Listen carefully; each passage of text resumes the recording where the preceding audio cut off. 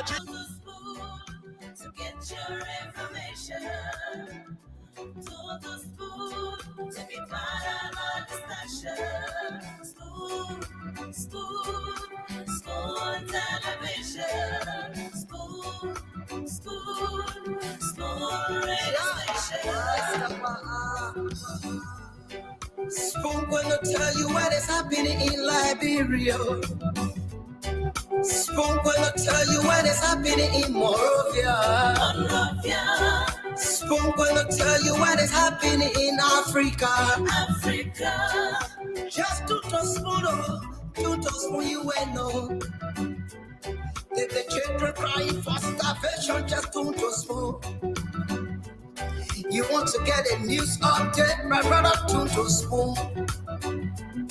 You want to know what is happening, Moreover, to spoon. Politicians want to make their decision, just to spoon. You want to know what happening in the ministry, to spoon. Yeah, to spoon. Yeah, to spoon. You from Funjama, Maryland, to spoon. Yeah, to spoon. If you eat kebab, gradually, my brother, to spoon. You got a spoon TV, you got a spoon radio, to spoon. Yeah, to spoon.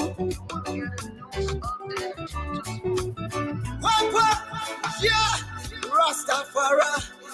Kilibamba, kilibamba, kilibamba. Kilibamba, kilibamba, kilibamba. What I want? Yes, what you about today? School TV. Yes, what you about today? School TV. School TV. School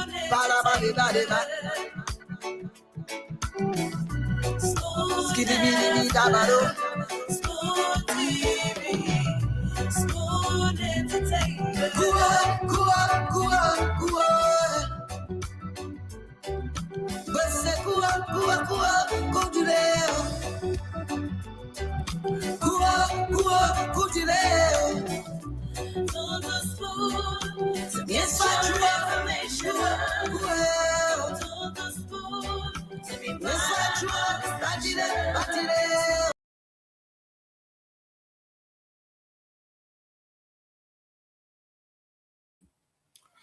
All right, folks, welcome. If you just joining, coming up next is Spoon Talk, and we have Minister Fagon, who's going to be the moderator tonight. Fagon will moderate the show tonight, and it's going to be another fire burn edition. My name is James Samuel Gude Flomo, and this edition is one of the editions that you will not want to miss.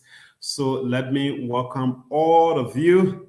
And on the agenda, we have so many things that are on the agenda today, ranging from the quote-unquote preliminary result coming from the population house to other national issues. The agenda is filled tonight. It's completely filled.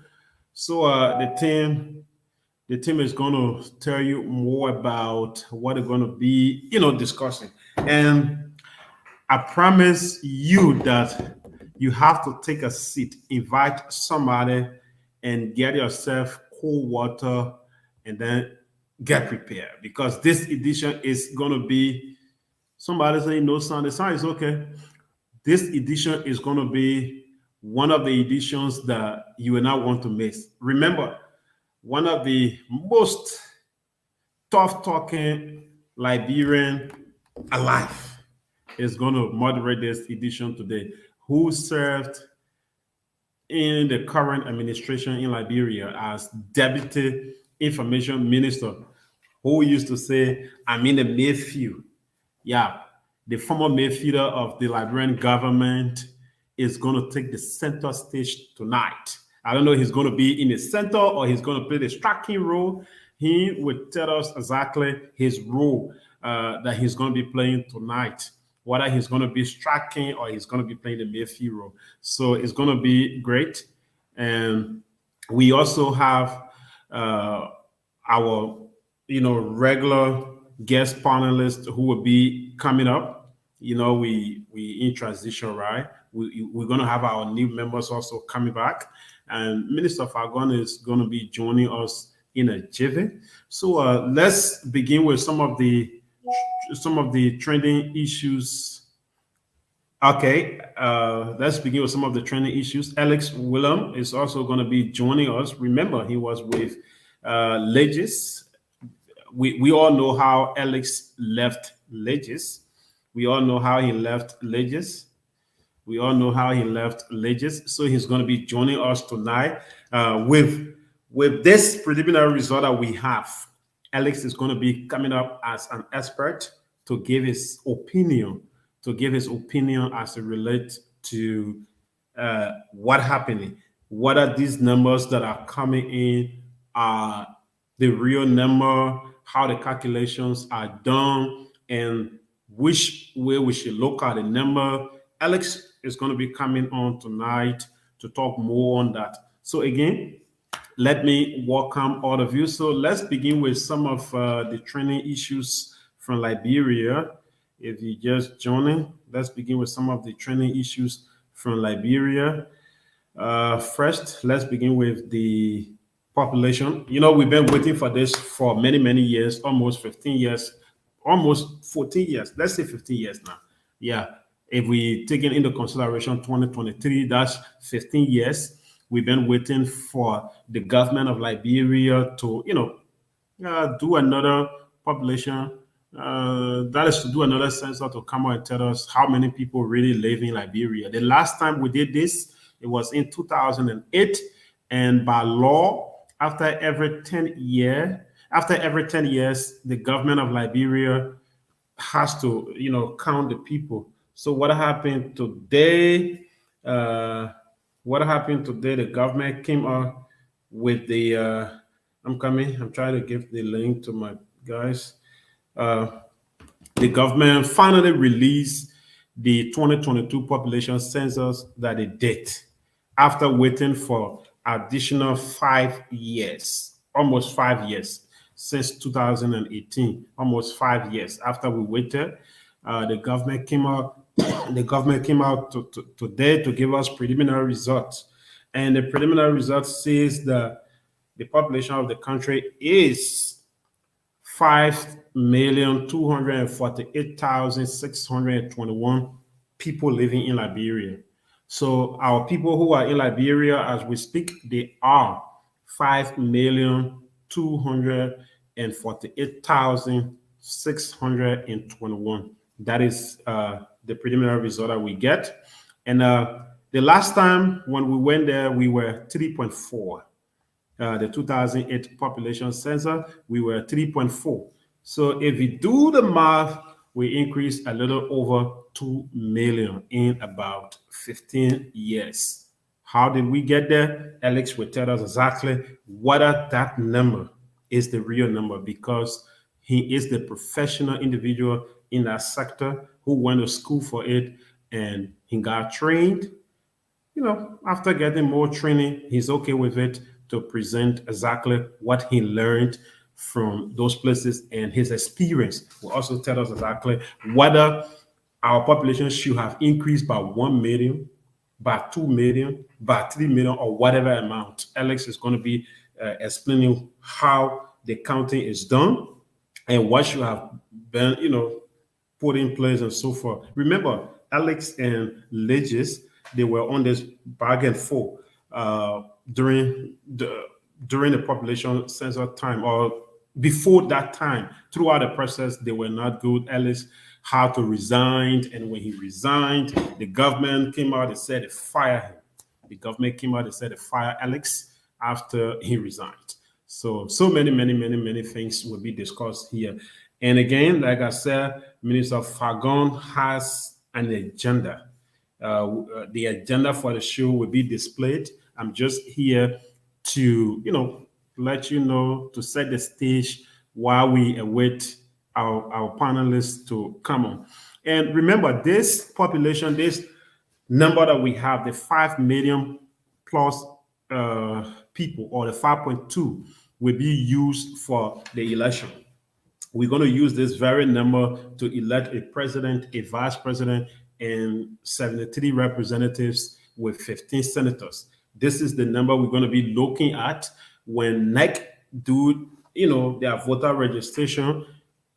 They should be in this range. They should not come up with 6 million people registering to vote. At least they should be between 4 million to 5.2 million. Okay, so this is the number we're going to use to decide who leads Liberia.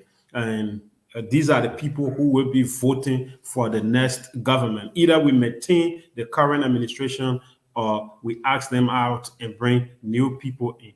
And the 5.2 million people are responsible to do that for us. We that are not in Liberia, these are the people who are responsible to elect new president for us. At least, many thanks to Legis, they came up with their number. They came up with their number.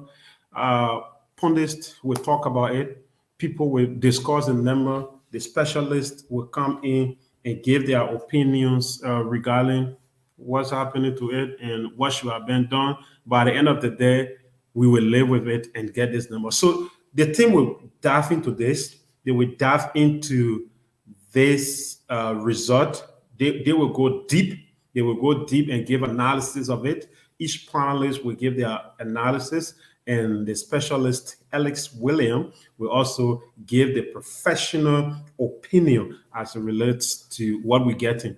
So let's move to another thing. As you may be aware, Liberia is gradually moving to October 10. Liberia is moving to October 10. Today is the 22nd. Today is the 22nd. Okay, let me now bring in the cream de la creme. Good evening. Should I say Mayfielder or Straga tonight? No, maybe I want to use one of my good names, man. Beyan Betuma. Benya Betuma. Or maybe we could lead that one and take Kakaklo. What is that? Write it down on paper so you can't forget it. Kakaklo. I even know how to spell that other word. It's Kakakolo. Kakaklo. Oh, yes, I saw it before. I told my friend. I saw it. It's looking at a rush. Yeah. It's brown. But the hand in BB and powerful more than rush. Mm-hmm. You find it in the villages. It come from under the tash. And the people say Kakaklo, Tefagolo. Chicken can swallow it. In Lofa, we say papadri, papadri, ewa papadri, papadri. Coming up in Gizibwega, that is the song we used to sing when the moon shining. Yes, because you see, I saw chicken see rush. Eat it.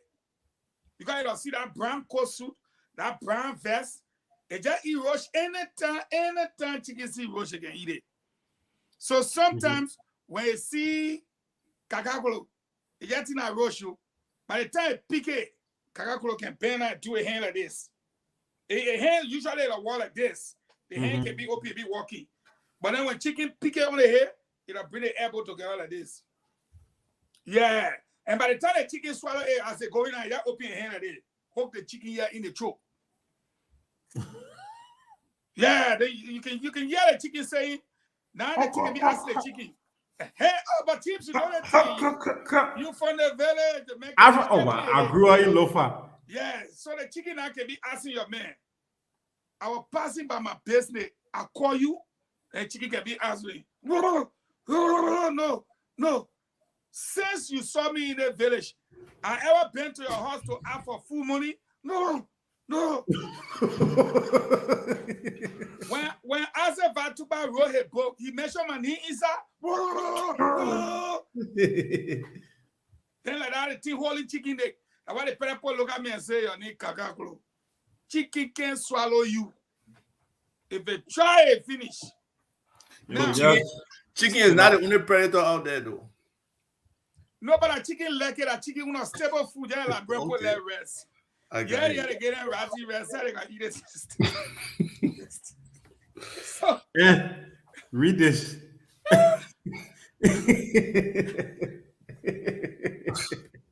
That first the same but you she not teaching you like you should be she said you're not leading the show. I said I'm not leading the show. Then I have to say I'll be the new Shaolin monk on the show. I have the ability to transfer into multiple good-looking personalities, so it's okay. I be Solomon, I can be bald hair, I can grow my hair, I can even go back to dreadlocks. But you know, right now you're looking at a stone, they whistle quiet water phone. I think I watch that show. What why you know about that show? The team who talking here, you know about it? I watch that show. You know how you used to call it, man? Eugene, they used to call it, man, waterfront. Yeah, how we used to call him? Waterfront. That's how we used to call it. You watch Snake in the Monkey Shadow? Oh, he watched that show. That's yesterday's show. Just yesterday. He watched it later. I watched that show just yesterday. Amy watching the time we really watch it in the cinema. No. You know the I watched that show in Guinea. I watched that show in Koyama. You know the pape they call drunken pape? Yeah. You shake your head, yeah. The way you shake it, say I've no. You know when you know function you? No, he no function you. No, I did not watch that show. You know Chin Chin? You know David Chin? You know Dirty and Chin Chin? No. We lost Chin Chin. Oh my God. The current event want to ask you. They say how many DNA tests they took today? So today they took the test? I know, but they said that 3 DNA tests they have to take for more. They did a national DNA Day in Liberia. You see, while we're trying to warm up for the show, all of what I have seen on social media, there's only one thing that was so touching. What's that? A comment somebody quoting Mo Ali as saying, even though DNA say it's not my child, as far as I'm concerned, that's my child. That was so touching. And Mo won the hearts of all the women around the country. Okay, so there are two sides to that. The first thing, since the birth of the child, has the child been with Mo and has Mo been taking care of the child? Obviously, I don't know the details, but from what I saw on social media, yes. Yes, from his explanation, yes. Yes. Yeah, because at the end of the day, parenting doesn't have to be blood parenting, you know? Yeah, true. It's 100%. About the bond you create with that individual. And yes. I know somebody who they did DNA and he found out that his children were not his children, but he still said he's the parent. He would deal with them. He would take care of them. I know somebody too after 30 years. The reality is very few people are faithful. Very few. Yeah. You know, I used to tell people, and I still believe that, I don't care who you with. There's somebody up there that got your person number. That you can be laying down in the bed, say when they pick up that phone and call that person will find some kind of excuse to get up from that bed and go see that person. Yeah. If you're lucky, that only one person and the person not staying in that area, the person staying in 5 places. And you got bad luck in their life, like about 4 or 5 people, and all of them probably in the near surrounding. Then you really, your life is really in trouble. He made me tell about Factionalized master 10,000 years ago. He touched my people. 10,000 years ago, you came out parents. Yes. Today, I want revenge. and again, the introduction of DNA by Mo Ali may likely create problem in our society. Why you say so? Oh, I agree with. Even ask understanding why he says so. I totally agree with him. No, wait, I want to say why he says so. Today, no disrespect to parents in Liberia, right?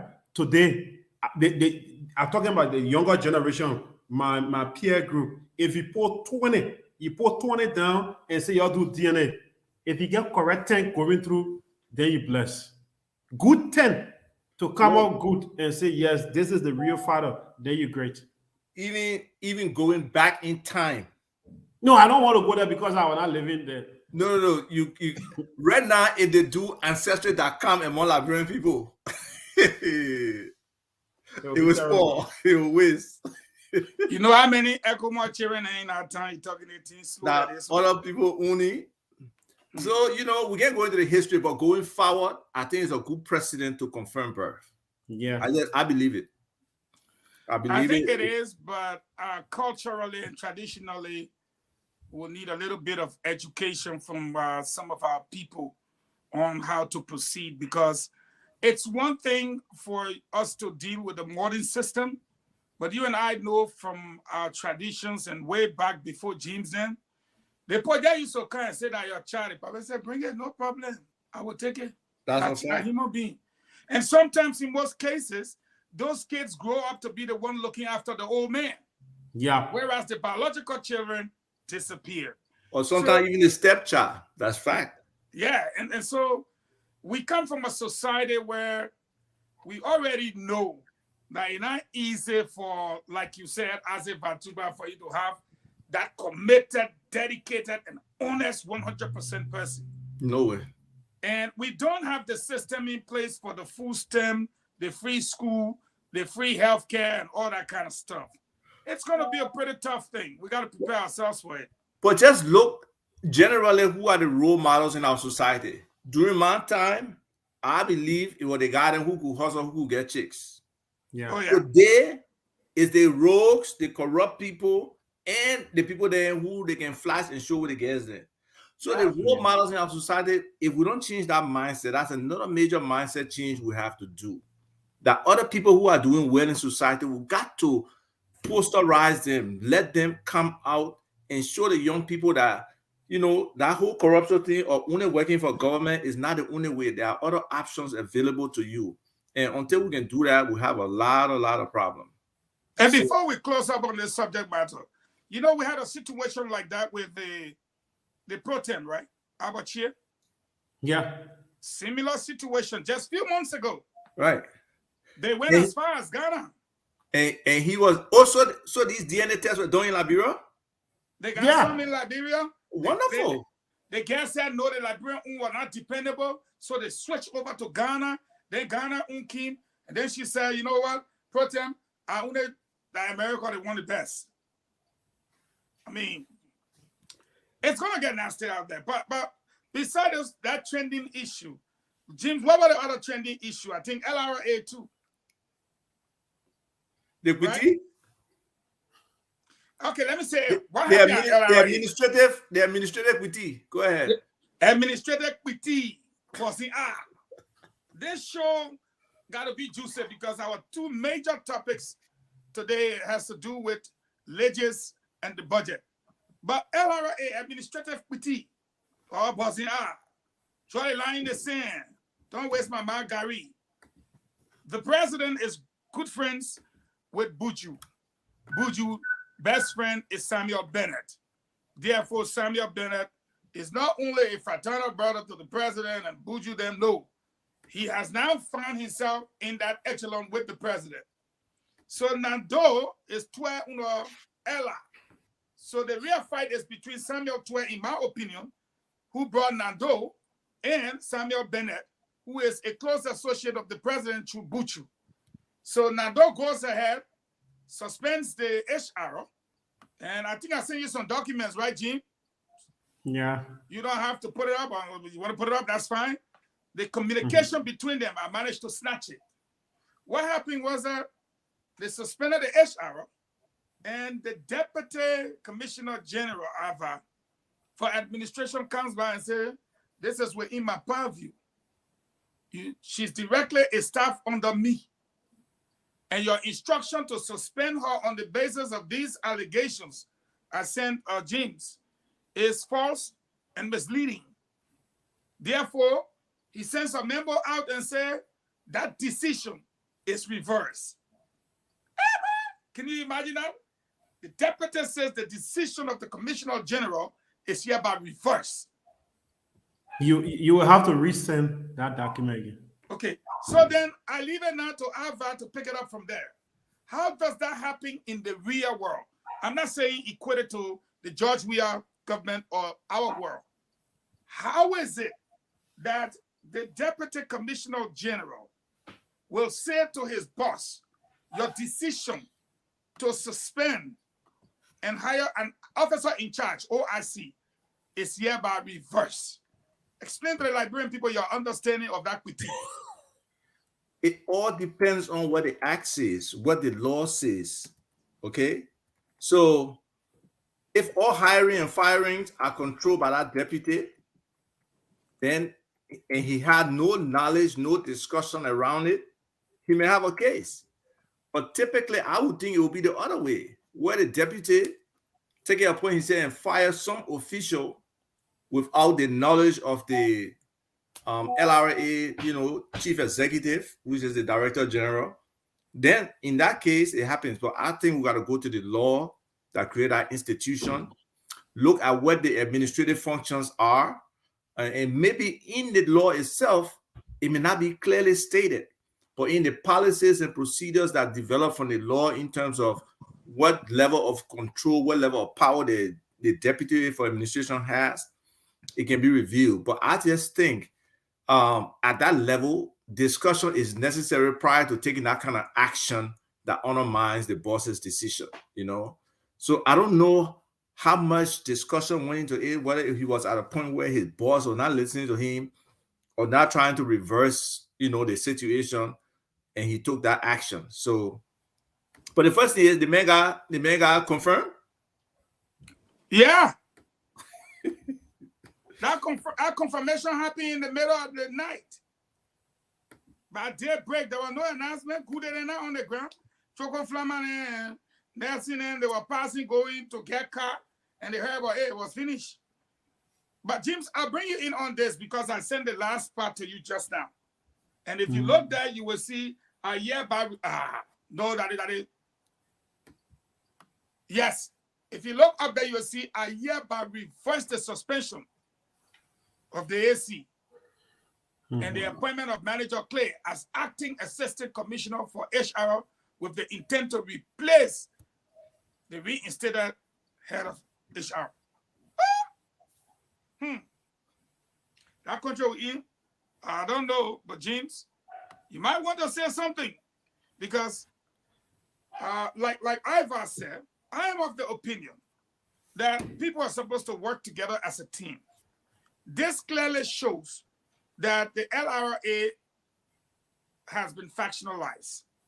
You got a 12 faction and you got President Weah faction. And I think President Weah faction is that powerful that they can do whatever they want, however they want it, and whenever they want to. In my honest opinion here, I believe that the Commissioner General have lost his power. And as such, the LRA underperformed last year, and we incur a budget shortfall, not knowing there was this rift. And you may take it down now, because I'm sure people have read it. The facts are there. But the first rift at the LRA that I believe caused the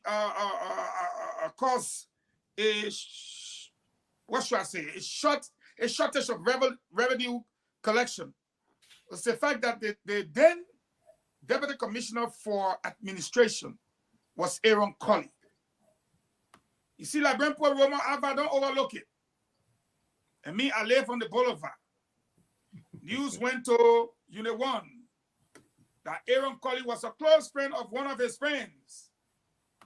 And for that, Unit 1 said that he will not forgive Aaron Colley. Until today, that rift existed there some kind of way. He was kind of like quiet. And the moment his tenure expired, the president replaced him. No further information, nothing. Samuel Bennett, the friend who was there, assumed that responsibility with total power from the president. And he has been using it since. So do we expect an increase in revenue collection, or with the factional fighting ongoing within the agency, what do you say you expect? Well, at that level, I don't know that those individuals control it, right? So now let's look at the whole. I think the way the revenue is set up, they want to rotate those revenue people so they don't stay long in one place and playing their phone and be hustling government money, supposedly. So who has the right for rotation? Is it administration? Is it the top man? Is it the human resources person? You know, I think from the law is the human resource who's supposed to rotate those people and that kind of stuff. So I don't know why he or she was fired. Do you have a clear explanation of why that individual was fired or whatever was done to them to cause the rift?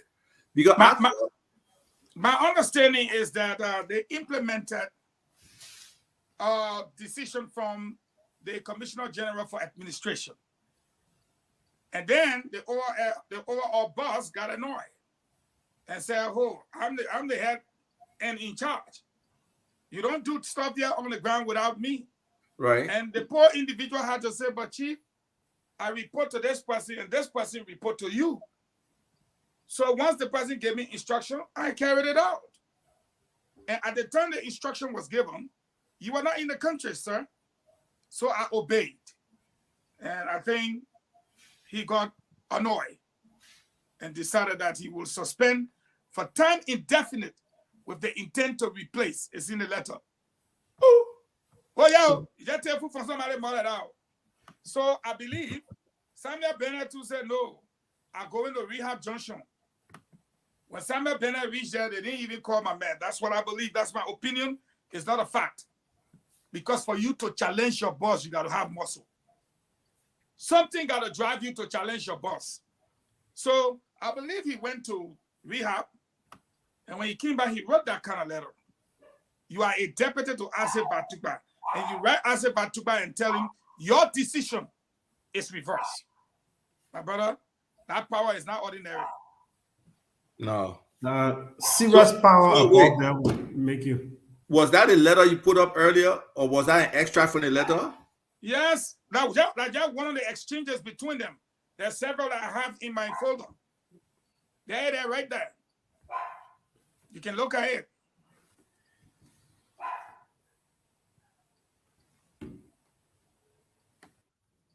If you look at the end, it will tell you the posting of an illegal suspension. That's how they refer to it. Wow. Here in the all-staff group is intended to degrade, subdue, and undermine our human resource division. Jesus. Well, I'll leave that one with you, sir. Well, look at the bottom. Please ignore any further attempt to post staff information out of the ordinary with the intent to humiliate a female professional without cause. Much obliged, Samuel Bennett. Hey! The man put his title, he put his acronym, he put his new. We are administration. When the order comes from a boy, it don't matter who the chief. And that's another thing. The organizational or governance chain of command has totally been undermined in this government. There's no respect from people who feel they have the president ears towards what should be formal organizational and institutional procedures. The second part of that is many of those people don't even know.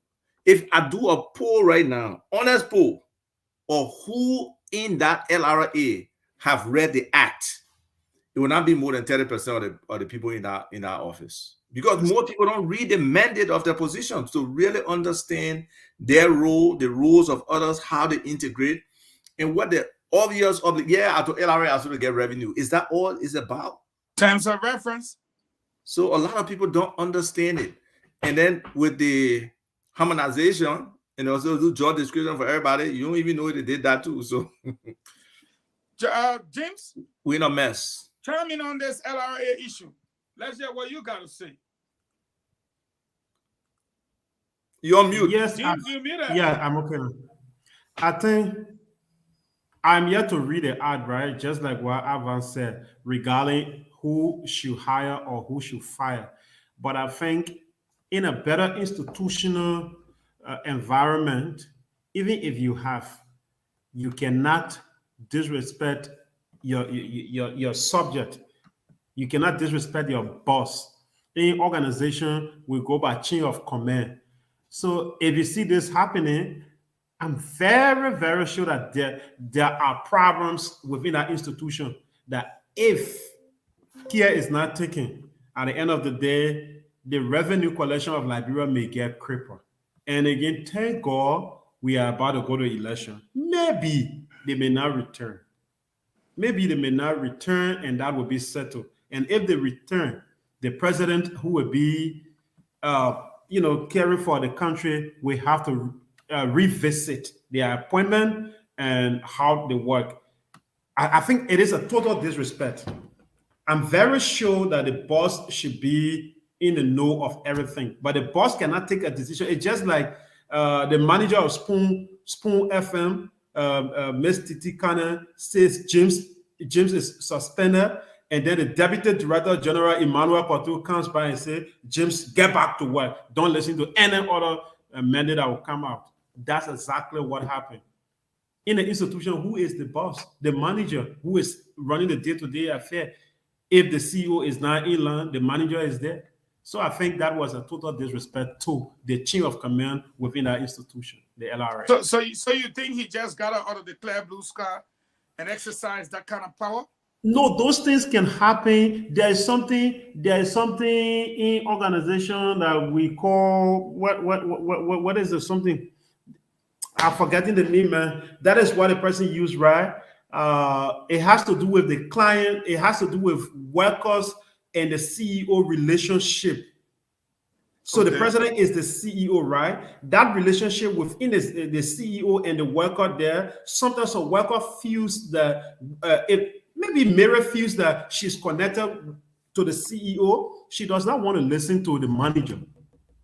She does not want to listen to the manager. She can go ahead and do anything. And at the end of the day, she depends on the CEO to back her. That is the president. So if that person is connected to the president and they believe that, hey, you are just a manager or you are just the hair here, but the man who appointed you, I have his ears. Hey, my friend, anything you do, Fakon, you are zero. You are a practical example of that. What happened to you at Mega? Yeah. So I will say before we're going to leave this topic because I hope you have your team ready on the ground before we go to our two main topics. I got two more. Ellis is in the back. Yeah, well, let Ellis hold on. Bring him on this topic. Just gave him a few minutes. Separation of religion and state. Before I say something to that, I want the four topics. Then you can bring Alex on so he can enjoy it with us, because then we have to listen to the Liberian people make a comment on the four issues that we just discussed. And then we'll move on to our ledgers and our budget, which is our actual discussions set for today. So let's go to separation of religion and state. On your screen is Reverend Nimley. To the right with the red beret, and to the right is, they usually call him Imam Usman. Those two are the religious advisors to the president. That position, I'm sure, was created to serve the best interests of the president. Now, we do know for a fact that the prophet used to go, as in the case of today, and say, oh, you send a man to the front line, only to follow behind the man's wife, that problem. And a lot of religious issues happen, whether you be Muslim or this. But we see that if it's not Prince Johnson, Senator Prince Johnson on the pulpit, it's the president on the pulpit. So the president brings two religious advisors. Both of them are seditionists. In your candid opinion, what are your thoughts? Will they be able to perform on religious basis or party basis? Your thoughts. Beginning with Ava Tukpa. So the separation of church and state is a complex topic, right? So, and it can actually go two ways. So the first way, and the stuff I think is constitutional, is that the state will not set a specific religion as its religion. It will not enforce that on people because people have the liberty to worship whatever way they want to believe or not to believe, to be Christian, Muslim, whatever, right? But we have taken it to a different level in Liberia. Now, people in the church, they are also citizens. They have the rights to express their voice, to demand of the government, to criticize the government, and sometimes to even use the pulpit, but it has not been used properly. And right now it's the reverse. The president is using the pulpit as the means to get to people, to attack people, to do all these funny things instead of getting before a microphone with reporters talking about the issues that concern him, getting questions in return. Because the church pulpit is a complete bullet pulpit. You got the people attention the whole time. So he can play around with that. Then there are the compromised religious people who the president and other people in authorities use to get their results, to try to shift the national debate, to drive discussions in a way that favors the president or those in authority. Sometimes when there are issues, according to the law, we sort of respect our leaders, we don't sort of do X, Y, Z. It disrupts the flow of the active voice of those individuals who have issues. So how we using religion, there's not a real separation at this point in terms of how religious leaders are engaging, how our president is using the pulpit to, denigrate people, degrade them, and get the full attention of the nation towards specific issue. And most times it's not the positive driving he's doing, it's the negative stuff he's doing. So in my opinion, that needs to change. It's not the right way. I have come across many Christians who want Liberia to be a Christian state, and I'm totally opposed to that. We got to keep that separate. But when people in a religious corridor or pretend religious corridor where there is no regulation, even in terms of the location of churches, how they become to ascend to be minister, bishop, elder, or whatever, nothing like that. No training required. Anybody can just jump out today and say the preacher and let people follow them. And we know our people are emotional people right now. Religion drives a lot of things and it influences people's mindset, especially the prosperity religion that they're preaching, Thank you. And poverty is so grasping. Sometimes that's the only word that these people can hold on to, unfortunately. And they really do hold on to it. And that's where getting a leadership that can create jobs, that can make people feel through actual hard work, not prayers. Because even the Bible tell you, if you pray, you got to put 30 seconds, we got to move on. Yes. So you can go to the next person, but I think the point is made. We're messing it up. Alex, you're a numbers guy, you're a statistician, you're a data guy, but you want to chime in on, before I go to Good Day, quick 2 minutes, what are your thoughts? The religious advisors are also partisans. What are your thoughts? So let me say thank you for bringing me on today. With regards to the issue of religion, I'm always indifferent. I have no opinion. I respect whatever people believe in and whatever they want to do and how they want to do it. And so I'm indifferent to that. Okay. James? Yes. The church back in Rome, many years ago, politics began from that. Yes, politics began from in Rome, and history taught us how these people ran the church, how they manipulated people to get power, to get wealth. We saw it also in England. So I'm just like, where are we as a nation, specifically in Liberia, going back in history to look at some of those religious leaders who came yesterday, and like Marco Francis? Yeah, okay. I did not see him. I'm sorry. I did not see him, but I heard about him. People told me about him. And today we see religious leaders, not just unique to the CDC. This is everywhere. The ANC has them, the Unity Party has them, the ALP has them. Everyone has these people among them. To see religious leaders today forgetting about the Bible, taking party shots, and preaching doctrine in the form of political ideology, I think that is not well. It is not, doing well for us as a nation. And the church, they must, those who are involved. We have some religious leaders in Liberia who are not into it. Some church leaders and some mosque leaders, they are not into it, right? But those who are involved, I think they will have to rethink if the generation is to respect the sector. If not, I see the religious community becoming trouble creators in the future. Because well, if I you. have, No, one minute more so that we can move on. All right. So, like, if I have this person supporting me, they're going to be preaching the Jim Gooden Flomo Party's ideology, the next person on the CDC on the Fagon issue, and it is not good for us. And they may not give the right advice according to the Bible. They will tell you what you want to hear. That is one thing that I observe among political religious leaders in Liberia. They talk what the political leaders want to hear, what the president wants to hear. That is what they preach on and advise on. And I think it's not good for us as a nation. We need to rethink, and our religious leaders, let them differentiate themselves today, not the days of yesterday. Let them differentiate themselves from politics or from the president's agenda and the Bible's agenda or the Quran agenda.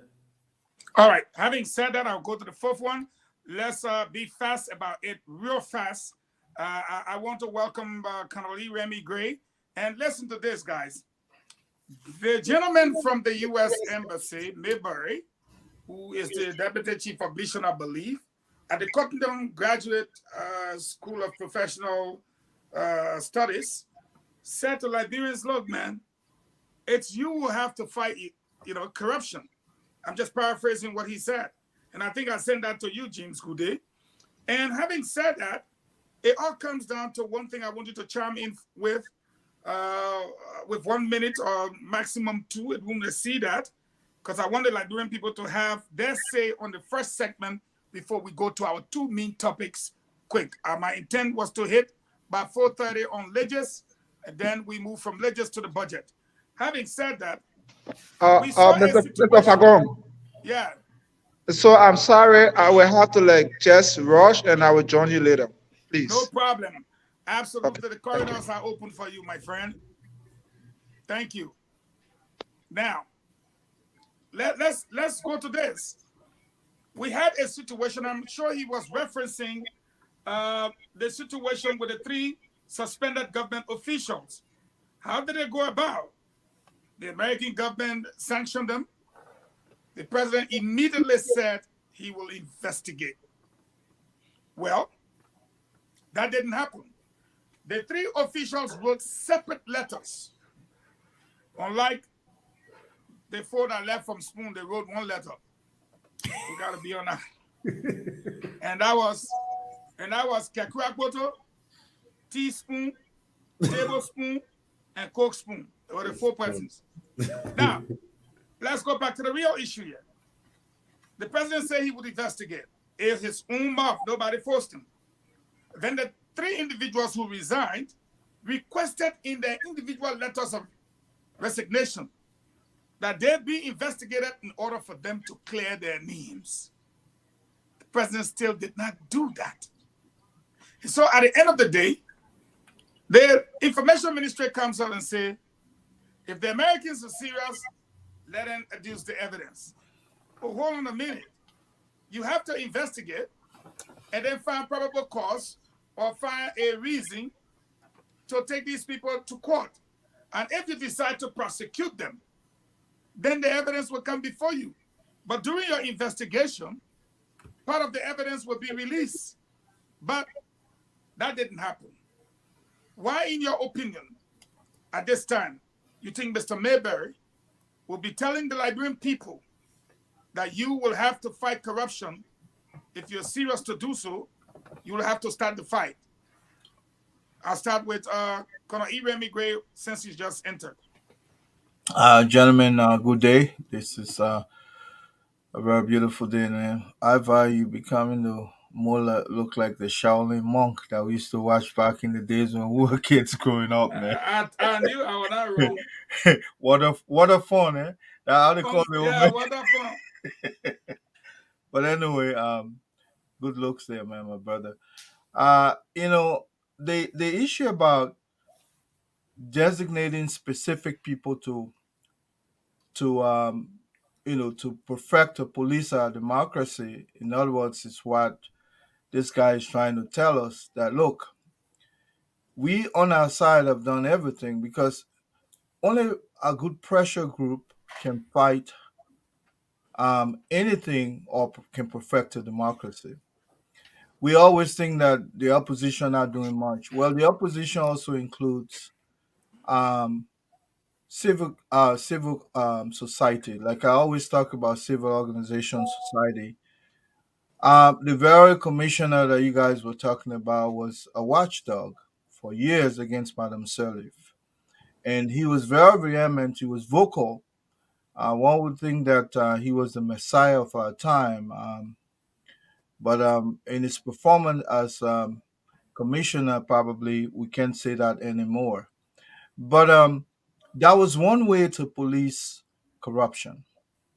You see, the man who sits at the passport director or the desk to give us our passport and then requesting us to give in a token or something before you can process our our passport or your passport, or you enter through the airport before they release your book. You have to put something in the book called money before they can release it. Those are all the reasons why somebody would say this is not only about top officials, it's also about you. And are we doing much? I don't think so. Everybody believes that the only people who are responsible um, to stop corruption, are the top officials of in our government. But we ourselves, we condoning it, and we're not putting the requisite pressure. Take for instance, if we were to go and begin to demand that these officials that are sanctioned, that the government calls for their prosecution, definitely we demonstrate in our kinds of situations. I always say the only language this president understands is demonstration. I can tell you, you can never prevail on him with wisdom. Are we demonstrating enough? No, we're not.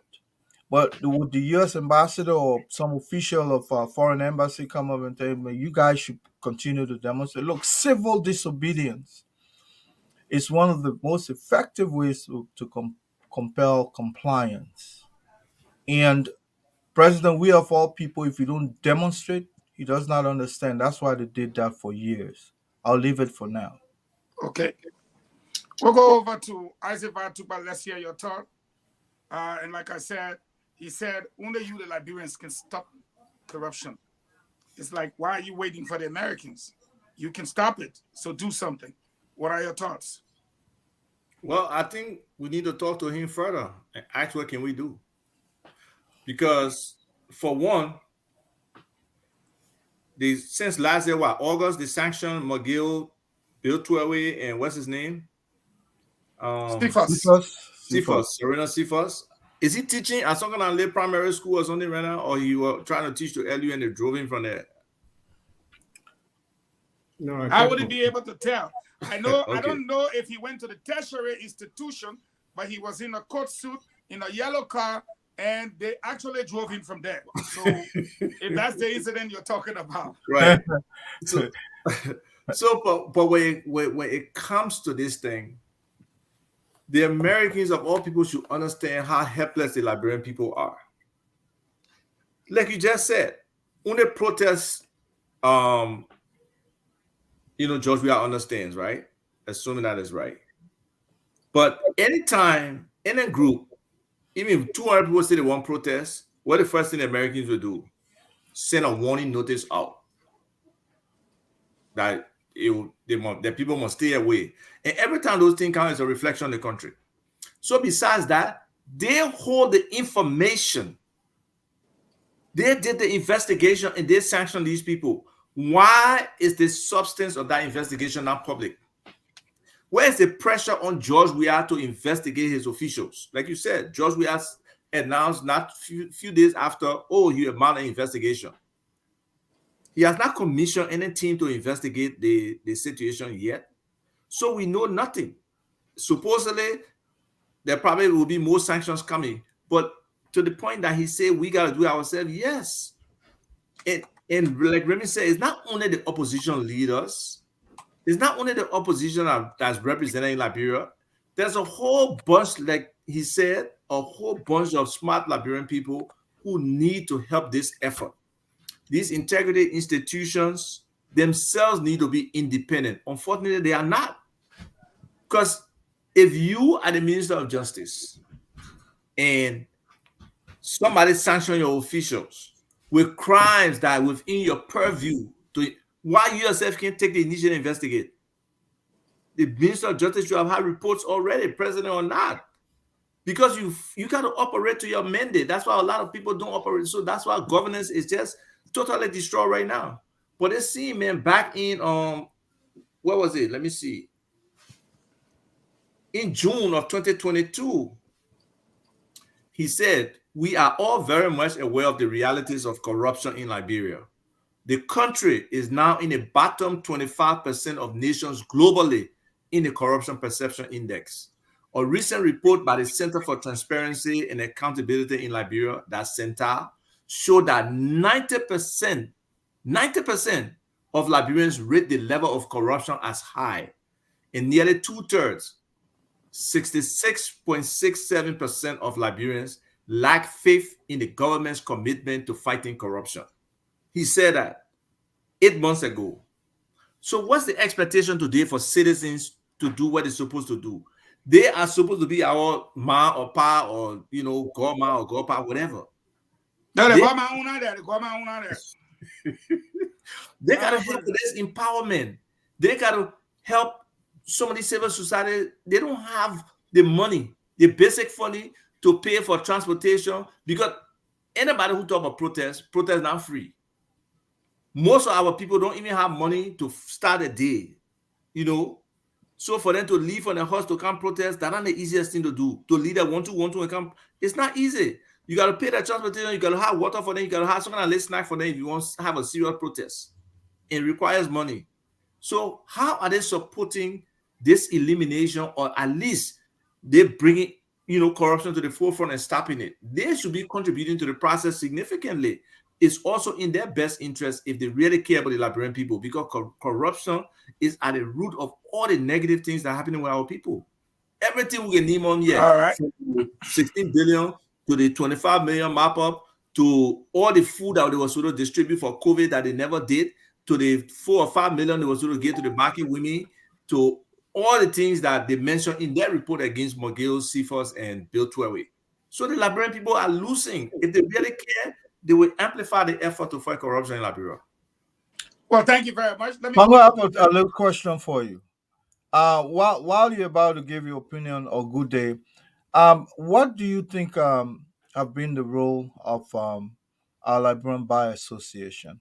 I think they have been extremely dominant. They are supposed to be the ones to bring some of this lawsuit that will give impetus to some of these initiatives. Thank you for raising that point. Like the ACLU Association. Yes, like the ACLU, Iva, Vango, that the ACLU is on the back of the government for every step of the way. And they legalize everything they do. Now, it's not because demonstration alone will suppress you, but if it's in court, and that raises adequate attention to some of these issues. Why has our Liberian Bar Association become so dominant? And now we have one of theirs running for the presidency. What has been his role? Let Alpha take that, and that's just one. Yeah, let me touch on that. Okay, so we can I applauded. Running out of time. I applied the bar association when it came out against Wabudeke. You remember Wabudeke? Yeah. Wambodike. Now he's not a citizen. Okay. Wambodike. Anyway, you want to pronounce it for He became a citizen on February 9. Okay, Yeah. so this guy is a criminal, right? Right. He said at the time he was citizen. It was proven he was not a citizen. Right. The president took the longest time to move him from that position. And I believe that report that he was protecting states being suppressed. It hasn't been released to the public. Not even probably one report, several reports. The bar association stood up then. They checked the record. They said the man is not a citizen, blah, blah, blah. So why would they allow, with all the men being prosecuted, with all him being deported, to now say he's a citizen and they be quiet? Where is the continuity? I think it was probably under Gongo leadership. But where is the continuity of leadership that they cannot speak to that issue today? It's very disappointing. It is disappointing. So, your point is very right. Mola brings in to talk about it. Someone will fought against it. At some point, they let him go from that position. Well, but for him to be declared a citizen today also tells you the state of our courts, the state of justice. So not justice is not just to an individual. Justice can be to a nation or to a significant number of people. That's why they got class action lawsuits. All right. Right now, there's a class action lawsuit for Let's move on. And thank you. Alva, look, you just laid it out perfectly.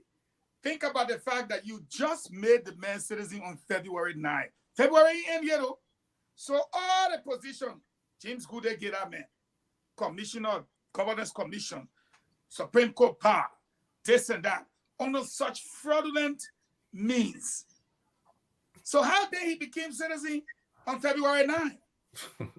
How did you make such a man citizen now? Look, the generation tomorrow, they will really say, James, go ahead. Yes, the issue with the Americans or the three individuals in question, I think let me one way or the other stand with the government, right? What are they going to investigate?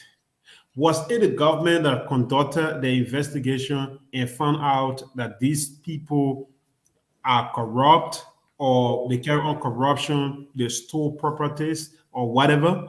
What the government is going to, investigation is... Let me hold you there. So in short, you're saying the Americans said it, but they didn't bring no proof. And so, you stand with the government because what are they going to investigate? Who brought the complaint or whatsoever? Is that what I'm hearing you say? I think I'm driving in that direction a bit. Go ahead. Okay. So what is it that the government is going to investigate? Do we have a case filed against these people within the Republic that, yes, Minister Magil Sifa or Bill, they did this? No, we don't. These people were investigated by a foreign nation and they did their findings. Since they cannot come into Liberia to investigate these people, to penalize them, they say, okay, don't come to our country because of this, because of that. So I think what the Americans should have done, or internationally, according to diplomacy, again, what the government should do if they are serious about it, if they want to investigate, if they want to go for a case to investigate, a case that they did not establish, if they want to get it, I think the Americans should be the one to say, yes, we ban these people from coming to our country because of this, stealing because of that. This is the findings from us. You cannot go ahead and do whatever your law says that you should do, if that is the law. I'm saying if that is the law, according to the Magnitsky Act, right? If that is the law, the Americans should provide the starting point for the Liberian government. So I think the government has not started investigation, or they are doing their preliminary findings. I think they have not started the investigation because they don't have a hands-on document to start a case with. And again, I would ask them to investigate by reaching out to their American counterparts to ask them, you indicted these people. Can you help us with what you gather against them so we can investigate them?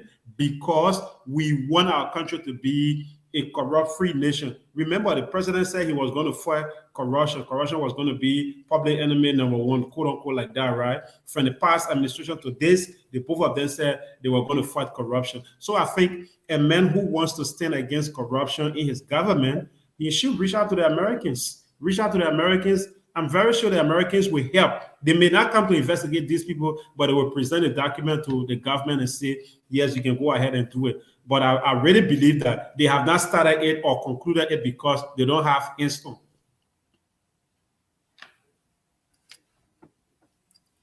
You are muted. Sorry. You seem to suggest that, look, of big foreign power said these guys are corrupt. Yeah. That's all they said. These guys are corrupt. And boom, our president said, I will investigate. Guys, resign. Hold on. No, we cannot confirm that it was the president who told them to resign. No, hold on a minute. We're not going to play that. That yama talk. No, but this is something that we can't confirm. No. Eugene, let me provide some information. Hold on a minute, because I don't want to miss this point. If foreign governments say your officials are corrupt, that is sufficient. And then what happens? We saw the president came up and he issued a statement and he said he was going to investigate. But he did not investigate.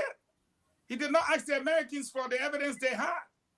If this was Kagame would have said, can you furnish me with some of what you have so that I can dig deeper? Kagame would not have said, I will investigate and just leave it like that. Kagame would have gone after it. Now, it took how many weeks for the guys to resign from pressure? They resigned. Yeah. So the government, have they made a move to investigate? But does this speak to the kind of leadership we have, where we're quick to jump to conclusion, and at the end of the day, what happened? No investigation, no court action, and Mr. Mayberry said, you guys will have to stop it. How do we stop it in the absence of the information needed to either proceed with the investigation or to prosecute? I'll give you the last word, Remy Gray, and we need to touch base with our people. Or to leak to the press and let them put it in the public space. That's it. Give it to the press. This is what we have. You know, I think we'll be unfair. We're being unfair to the accuser. The United States will not impose sanction on someone without evidence. I don't think that's what we're saying. No. Wait. Hold on a minute. No. I don't think that's what we are saying.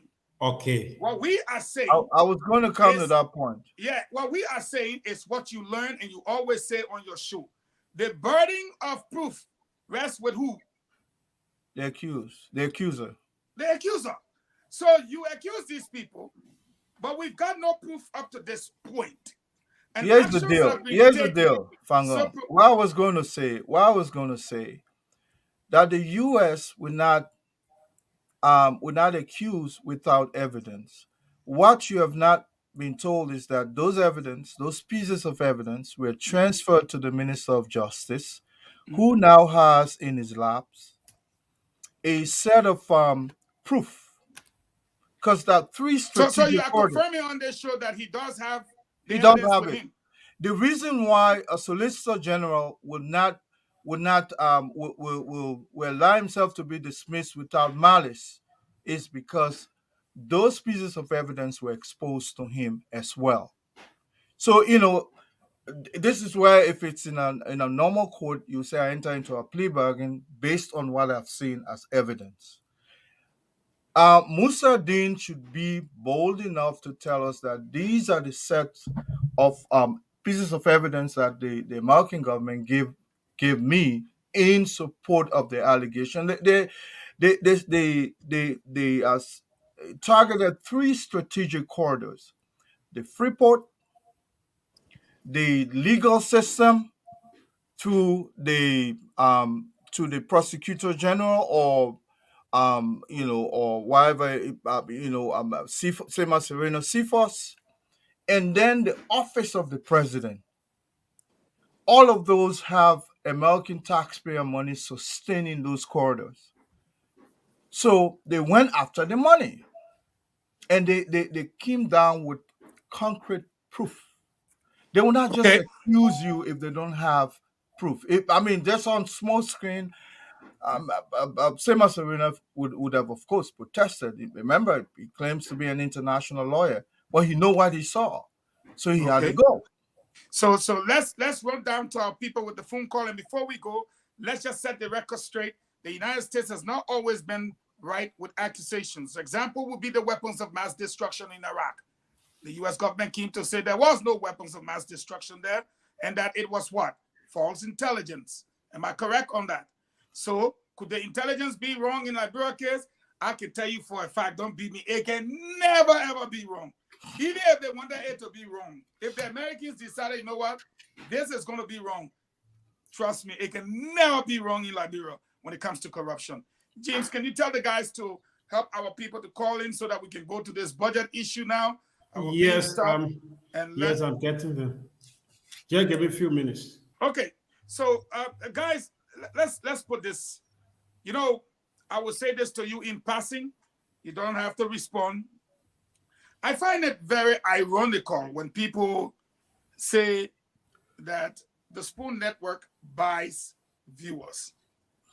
If anyone have got knowledge of the media and knows that there's a country called Liberia. Today, we'll talk about ledgers that is saying we are 5.2 million people. And you got 3 radio stations, 3. Then you have 3 online television, and you have 1 terrestrial television, and you have YouTube, Instagram, and Facebook all running. And out of 5.2 million people, you think 4,000 is a big number? I think people need to open their eyes to reality. We're in the 21st century. How many people in Liberia with smartphone today? Out of 5.2 million. And all platforms running. Even if 15,000 people watching, it means nothing. And in my opinion, there was a job thrown by another network that this network buys views, so they have bought their own views. But the truth of the matter is, you're owning an online television station like Spoon or anyone. Spoon got 3 of them. Fabric, Good Day would help me name them. But then they got 3 FM stations that even if you put on your FM and say, oh, Spoon, let me go to my phone and see who are on there because they're talking. Just to look alone, 3,000 to 4,000 is a small number for this network. And yes, this network remains the biggest platform in the country. Why? 3 FM stations. Most of our people listen to radio. 3 online platform televisions. YouTube, Facebook, Instagram, all included. Bring your little TV thing and match it. When you're on Facebook talking and your viewer is 400, only the 400 people hearing you. But over here, there is at least 2.5 million people tuning on their radio and hearing James, Asif Atuba, and Remy Gray talking. If they are not on Fabric, they are on Super. If they're not on Super, they're on Spoon FM. Let's stop the crazy debate.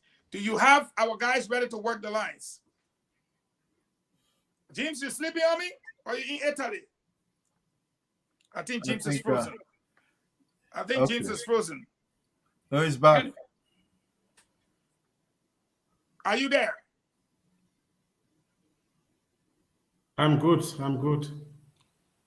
Aaron Kuban, you need to take out that rare coat, my man. Why are you in that studio? You're always wearing rare coat. Aaron Kuban. I'm here. I'm here. Let's hear from our people on what we've discussed so far. And then we move to our 2 major topics for the day. Okay, so the lines are activated now. You can call on 077-771075, 055-101075 and be live on the program. The Spoon Talk. The numbers are 077-771075 and 055-101075. 75. Let's take this person here. Good evening, welcome. Hello. Good evening, welcome. Yeah, there is before King join the conversation from Soul Clinic. Go ahead. Yeah, I decided to pray for Stanton Waterspoon. If no one joining, I will follow until the end. Let's take another thank you very much. Let's take another person from this side. Welcome. Good evening. Good evening.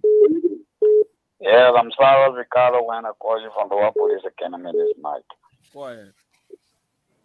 Yeah, thank you to the panelists on our for the show.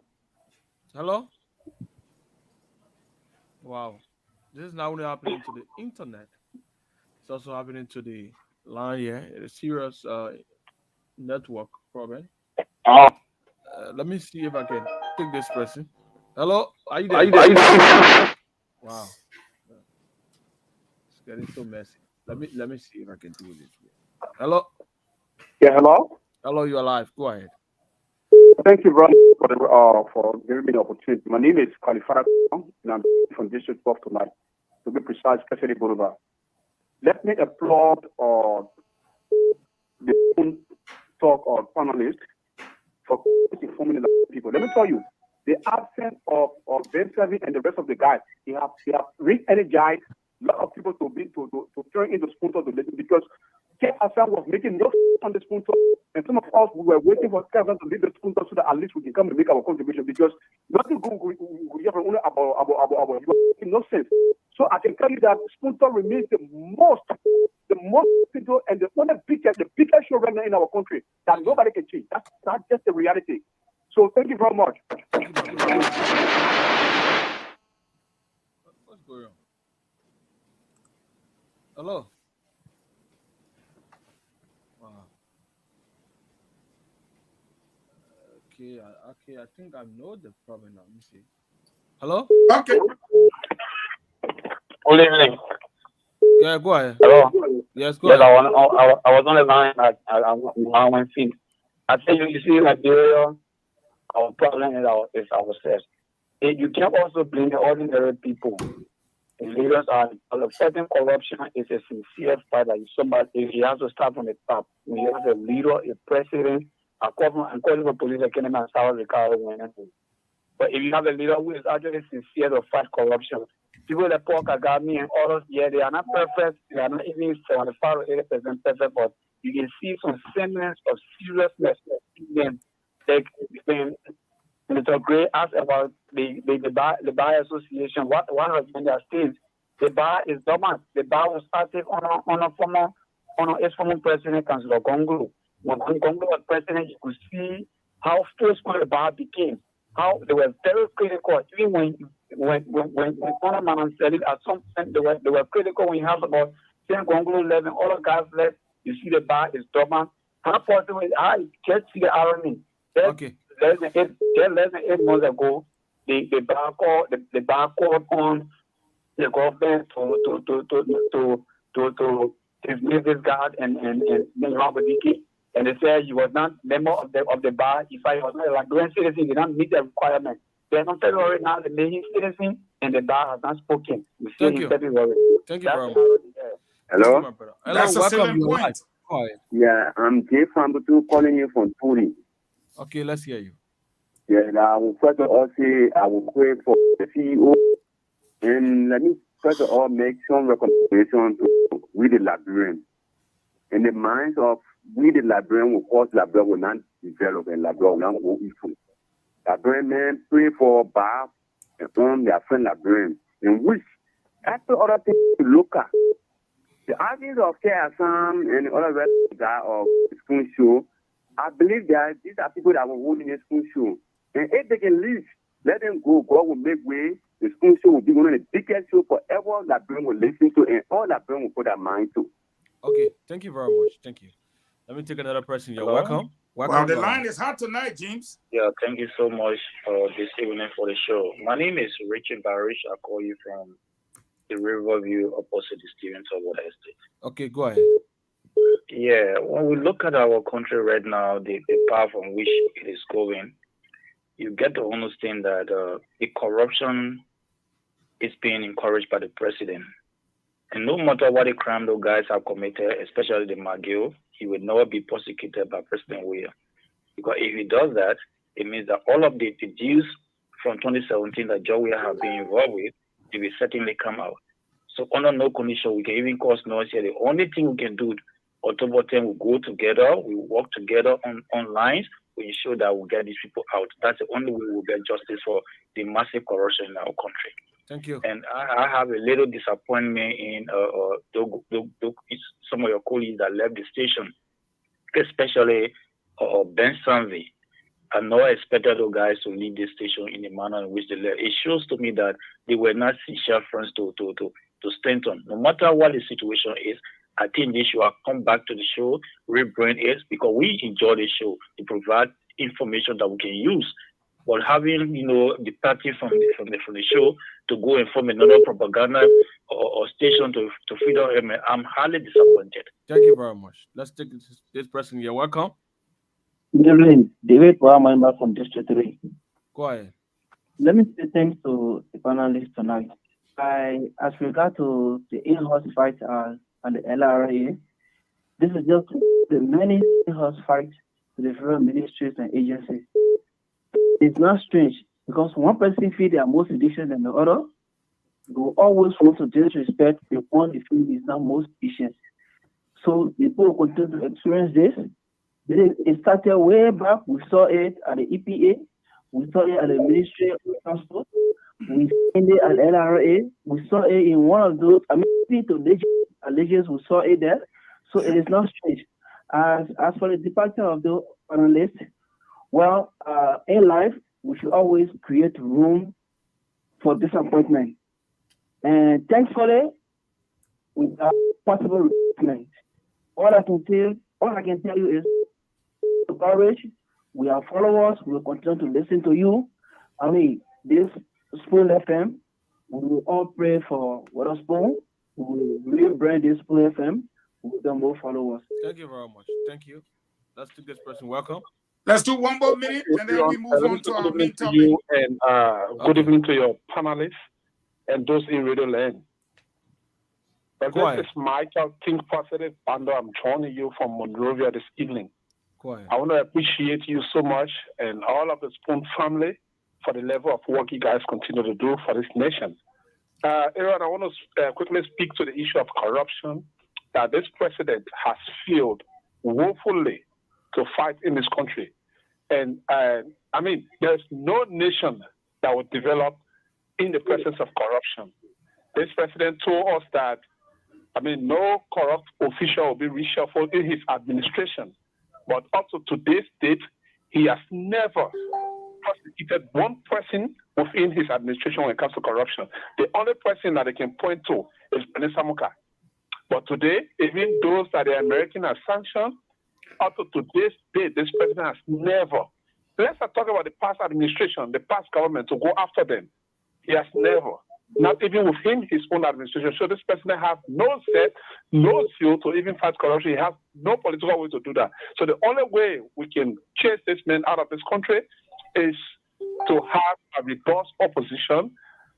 Let the people go out during registration time, register during voting time, let them vote and vote this man out, and then we can prosecute him. Thank you so much. Thank you. Thank you, my brother. We should take more, or you want to? No, we'll take one or two more at most, and then we move on to our budget discussion, please. Okay. Hello, welcome. Yeah, good night. Yeah, good evening, welcome. Let's hear you. Good evening. Go ahead. Yes, I'm Abraham Tamara calling from District 2. Yes, go ahead. I'm an official impaired brother, disabled brother. You know, I'm called on this show particularly for the CEO. Out of here, I'm disappointed, frustrated on this information that we got.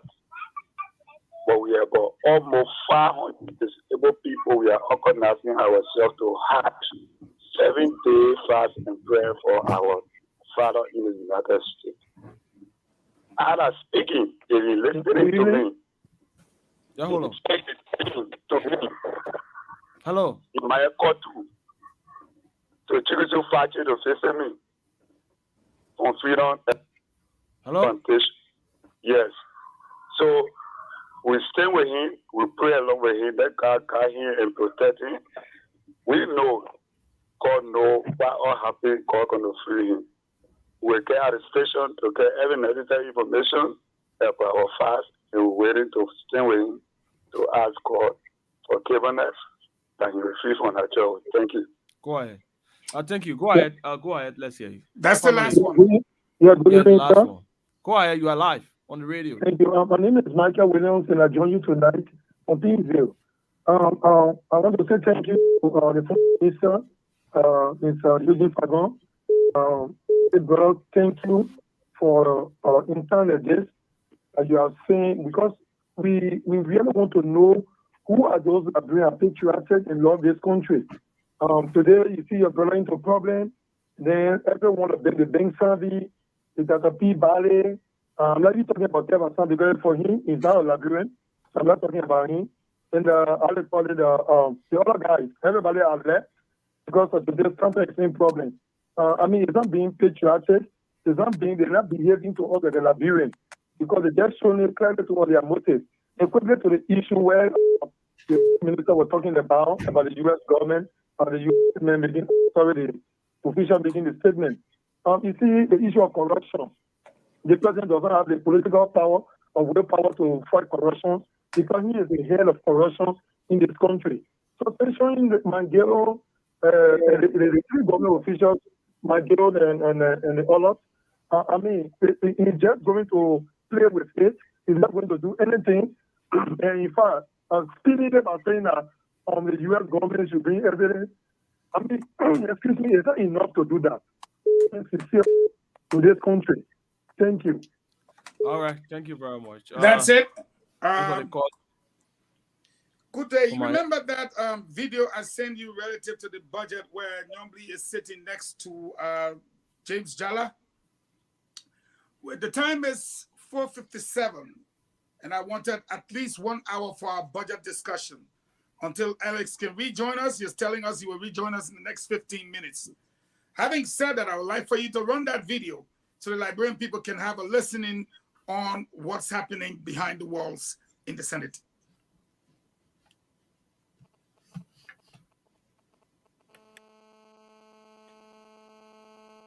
While James is queuing that in, we want to say thank you for all of you, to all of you that have joined us from around the country. We say a big thank you to all of you. Welcome, Brother Leo. You look like you come from running a marathon just to get here in time. That's great.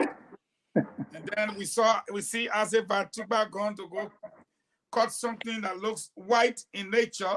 We cannot further describe that, but he came ahead. It looks like water, but from the way it's shaking, it seems to be a chemical compound. Again, we're going back to the budget as James gets us ready for a tip that I sent him. He's going to cue us in.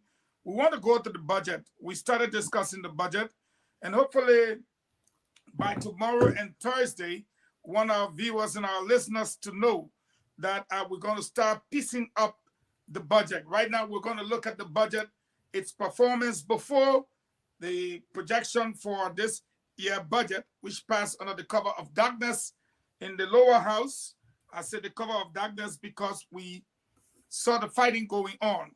And we think that we need to discuss the budget from a just outlook standpoint, and then we're going to start picking into the budget little by little. But let's see what these people do behind the scene. Go ahead, James, cue us in. We should depend on the budget hearing report and pass the budget. I think we should scrutinize and request these reports to justify why there's a drop in revenue and look at where the increases are. But it's a serious problem. It's just a conversation at the budget hearing. We don't see the kind of documents. Even if we request them, we don't see them. Yeah, for them.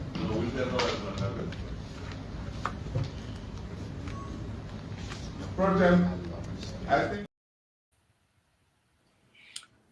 I don't think that's the right tip, James. The other one, we'll see Darius Dillon come in. Please look for that one. When Dillon comes in to quiz exactly the entire team on what they've done. But in the meantime, and in between time, as you try to get that clip with Darius Dillon speaking specifically, I sent you 2 of them, if you can find them for us. Guys, the last budget, we are informed, we experienced a budget shortfall, about $40 million. Edwin Snow spoke, and that's why I wanted James to play that whole set so you guys can have an appreciation of what happened that day. And it turns out now that the budget before us went to the House, and with James, anytime you're ready, let me know. I'm buying the time. Went before the House, and some of the people complained that before they could even discuss the budget passed. One of those was Maima Breeds, Swakoko, Representative Swakoko, Representative Yaka Koluba, and another gentleman, and so forth and so on. They said, how could you do this to us? You sent for us, and before we could talk, you got it? He frozen. Let's go. Added to the amount, or of course the budget, the overall presentation of the national budget, the budget did not perform. It was very clear that the amount of money that should have come from Astrometer didn't come. So we have an underperformance of the budget in the tune of around maybe close to $40 million. So it's clear that the budget didn't perform. So it means expenditure will have been cut in the tune of $40 million. In different pieces, we improve a breakdown on how that happened. The different pieces that everybody will not benefit in a way. So the didn't perform, we definitely will not spend. Where did the Astrometer Okay, so they got the law? Yeah. No. Folks, good afternoon. Was the error? Thank you. You are watching. This is the ongoing budget hearing at the Joint Committee on Waste, Means and Finance. Currently at the Joint Chamber. I got 2 concerns, and I will limit them to Finance Minister, since we are dealing with the Ministry budget today. But on the overall, I'd like to ask this question, which is general regarding the budget. How do you derive a ceilings for entities of government for their projection? Is it by programs, or you look at a ministry and say, okay, for Ministry A, we give you 10 million, you go. Okay, so my final point here. In your report, I have interest, let's go to page 17 on your report.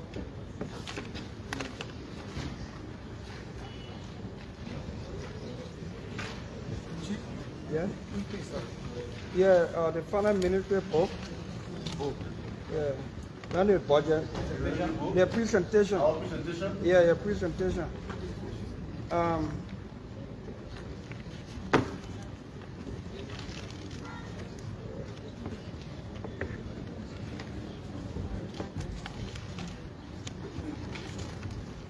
You there?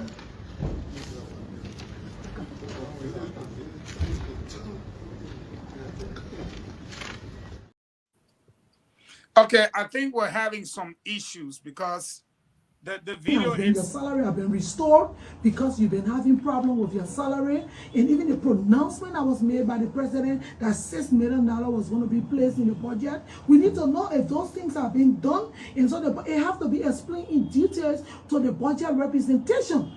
Then, you know, when I did the unreadiness, and normally you are only recognized to do unreadiness one time.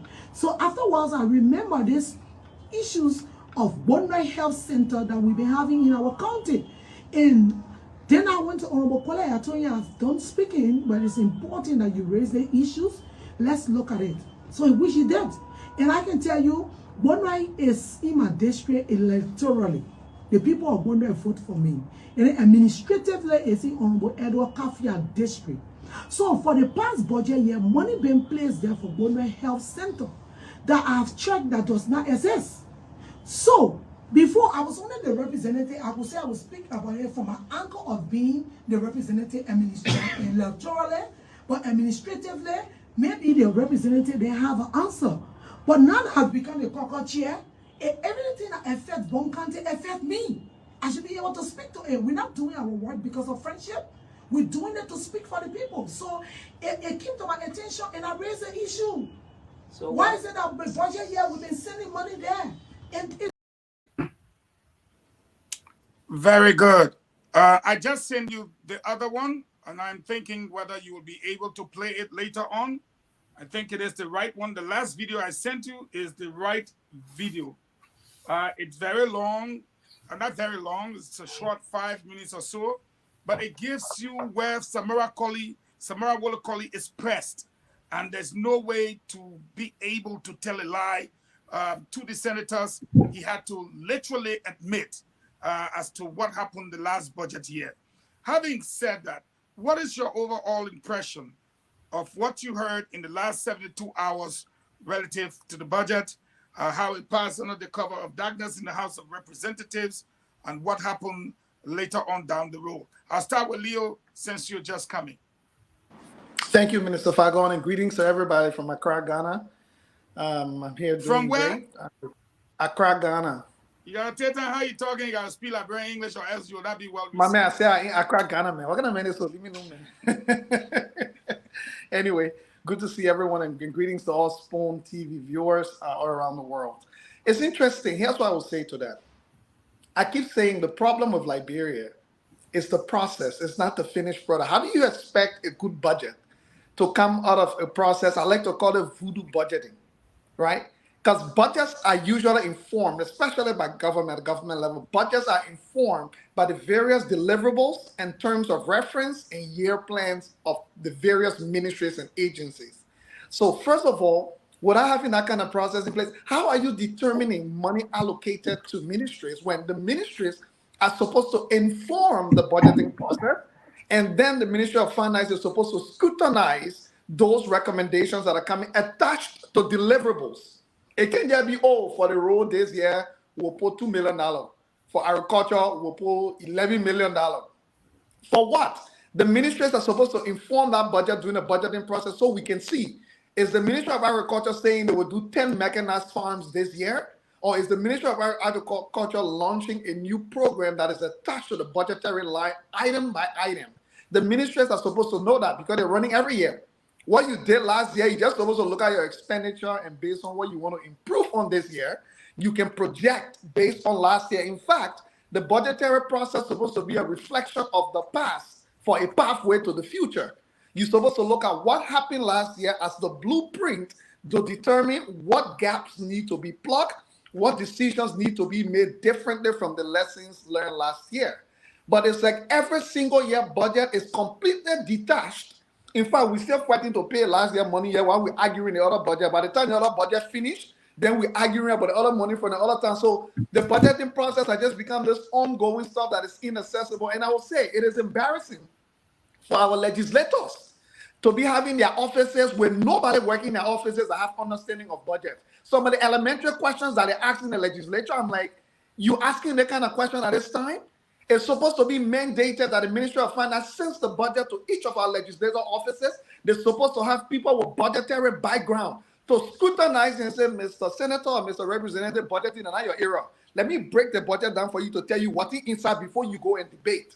When they come to debate, they're supposed to come ready to speak to the issues. But some of the questions they're asking, how do you allocate ministry seed funding or whatever? Those are elementary questions. Those questions are not supposed to be the type of things we should be debating. What we should be debating is the Ministry of Finance telling us how the process derived, where the revenue will come from, and then justifying the expenditures line by line. If not, let them bring the ministers that are supposed to justify it. So the whole process is a mess. I don't expect a good budgeting to come from a process that is so convoluted it's impossible to understand, because the whole process is voodoo. Nobody knows how the money is being allocated to the various ministries. It's not based on deliverables, it's not based on outcomes. Wow. That's Leo. He's in Accra, Ghana. He just ate kinky, so he's fired up. We'll move over to Karairemi Gray. Your thoughts? I think I'll piggyback on what Leo said in the sense that every legal document must have definitional section In other words, when you pick up a particular instrument that is legal, it clarifies for transparency purposes every section or item that will be covered. And more so, it helps to define some of the doubts that Senator Dillon was raising out there, and then also the senator, the caucus senator from Bone County. It tells me this is an incomplete legal document in the first place, and how such a document will pass through the lower house with all the level of protestation, that was done by Honorable Culliver and Swakoko Dennis. It only tells me that this is something that people just put together because it is required by them to do. Otherwise, I will tell you, they would have run that country without even a budget. And the fact that they cannot even come and tell you, like Leo said, any subsequent budget must have a reflection of the past. It's continuity. In other words, here is where we were last year. You gave a little breakdown, and then you forecast where we'll be going forward. And here are the reasons why. Here, if you have doubt on some of the line items, here is a section that defines this and that. And I don't know. I don't know whether this is this was done with the acquiescence or with the knowledge of a legal person. But maybe it looks like in our system, the minister calls the shot and that's it. Anything you see, even the deputy there does not even have the extinct knowledge to even deliberate. And in the academic world, sometimes you see he's struggling, and he has become a slave to a document that he probably it's not even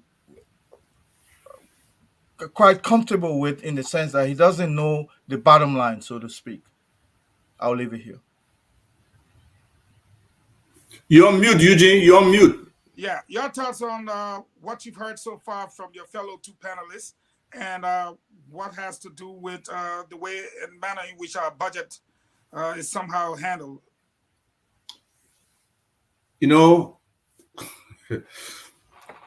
When I was with the CDC and were, criticizing this government, this previous government consistently, and talking about good governance and talking about all the different agreements out there in terms of how to budget specific percentages towards certain aspects of the economy, whether it's education, whether it's agriculture, all those international standards out there. I truly expected this government to come and comply with those things. But if we just take a glimpse at, this particular window here, you see basically the percentages don't change year in, year out. Look at the projection for 2024, 2025, the point Leo was speaking to. For where we are, we need a zero-based budget that's performance-driven, where every time throughout the year, you're calculating and building towards what the next year's budget would be. But you look at 2024 projection for compensation, 295 million, 25. They seen 295 million, and then the actual for this year that they proposed was they seen 295 million.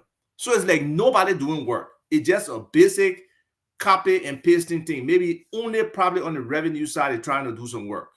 So it's just really pathetic in terms of where we are overall with this whole budget thing. I have said it before. I wrote an article back in the day. John Muller and I wrote an article on fraud, waste, and abuse. Our people in government, they are not really concerned with a system or process. They just want to get that stuff passed. And the legislators, in a regular place, I believe they even do have a legislative budget office in Liberia. But I don't know what they do. When the Ministry of Finance comes to them, It should not even be asking those kind of questions. They should be telling them, look, you did this thing wrong. These are the correct numbers here. Go and correct this stuff before you bring it back to us. But we don't see that. Whether it's the capacity of the people in our office or they're just not functional, it's being like that. And then many of the lawmakers are simply looking for what percent of that budget is coming towards them. How is their life adjustment going on? You know, instead of focusing on what the librarian people are benefiting, they're focusing on what they are getting from that budget. So overall, the whole budget process is a joke. If we compare like last year's budget, how we looked at the legislative earnings, compared with what the teachers were getting, compared with what the medical professionals were getting, that same ratio we hold today. So this budget is just like a clown show until we get a government that comes in and strips this budget down to the ground and say we build up based on what all these agencies did, what their performances are, what SY. You really got to get granular for us to be able to move to the big picture. And we have not done that. And we just continue to fail as a country. Budget, you know, whatever the revenue collection, we could do so much better revenue collection. We're not doing it. We're doing a lot of stuff with waivers. So overall, I'm glad you're saying we're going to break down this thing step by step and look at different aspects, even though it has passed. But let the librarian people know that this budget is basically an election budget designed to hide monies in different places to support whatever the government efforts will be. Okay, so let me take the last roundabout. You heard this lady talking about 25,000 allocated for a clinic that does not exist. Oh, that's been common. That is common. So, as a nation, as a people, what would be your recommendation? I listened to someone today who said, look, listen, why is it that you guys don't put the budget out into the public? You wait until the last minute, the 11th hour, you take it, you force it, take it to the Senate, force it, and it's gone. Would you recommend, any one of you, speak to the issue, that we compel our government to allow the public to scrutinize the budget line by line and find out exactly where we are on the budget as opposed to allowing it to fly by night? What would be your thought on such recommendation? Yeah, but Eugene, the first... Yeah, thank you. Can you hear me? Yeah, I can hear you. Great. The first challenge here is that it is really not the first branch. I mean, it's the first branch of government, the legislature, that is responsible for the budgeting process because they are the ones who represent their people directly. The way it's supposed to work, when the budget is drafted and sent to the legislature, they're supposed to ensure the government gives them the ample time required. They're supposed to go back to their various constituencies. That is the reason why every legislator's office is supposed to have a budget officer. So what the budget officer does, it will be an expert who takes that document first of all and tell you, say, Mr. Representative or Mr. Senator, I'm sorry, but this whole thing is convoluted. It makes no sense. If it makes sense, the senators and representatives are supposed to go back to Grand Jury, to Lofa, to wherever, and host town hall meetings and break down these budgets to their people and tell them, say, here's what's in the budget. Here's why we don't want to vote for you. Here's why we want to vote for you. Based on the input and feedback from their people, when they come back to sit in the legislature, that is where they start to debate why they cannot vote for the budget because the budget does not serve the interests of their people. That's one thing. Another thing is, Eugene, how can all these educated people sit together and agree that a budget of $500 to $700 million can do all the things the people say it will do? That's voodoo economics. The numbers don't make sense. 500 to 700 million can be a hospital. It can be a school. It can be all the roads in the country. It can take care of everything. That is practically impossible. The price of one small hospital at $500 million, one properly built small hospital. So where we got convinced, all our economists and BB people in the country got convinced, one small university here in Canada, where I live, Eugene, is about $722 million. A small university that I work for that only has 36,000 students. So how can you tell me that $500 to $700 million? Look, when you break the number down at $100 US for every person in the $5.something million, or for your healthcare, for your food, for your everything, that only $100 every citizen getting the whole year, That $100 you eat, that $100 you take to the hospital, that $100 you use for everything. So the whole process will not work because the legislators themselves are not educated about the budget. There's no insult. It's a particular area of expertise that you need people with the expertise to take it apart and help you make a good argument as a legislator. You are muted. Eugene, you are muted. You are muted. When you think about the people in Ghana eating banku sometimes and they tell you they want to wait to Monrovia, so now your mic can cut off. That's some of the things that happen, though. Leo, I'm jealous of you constructively. You are in Ghana right now, and I'm sure tonight you're eating banku or kenke or something with fish. But I'll go over to Remy Gray to help us out here real quick. And we want to run through because James is informing us that the video is ready. And so we can run with it and get to Legis. I'm not going to, re-emphasize or re-echo or repeat myself. The only thing I see here is that, as I've highlighted earlier, this budget was, basically a way of soliciting money for campaign purposes. It wouldn't pass the litmus test in the sense that if you scrutinize the budget, it would not make sense. And in Liberia, people care whether or not budget makes sense, as long as the legislators and the senators and representatives have their little cuts in there. That's why they're looking. The only thing they'll be looking for is an increment in that emolument or incentive or pay for play amount that will be coming out from the Ministry of Finance or via the executive leadership.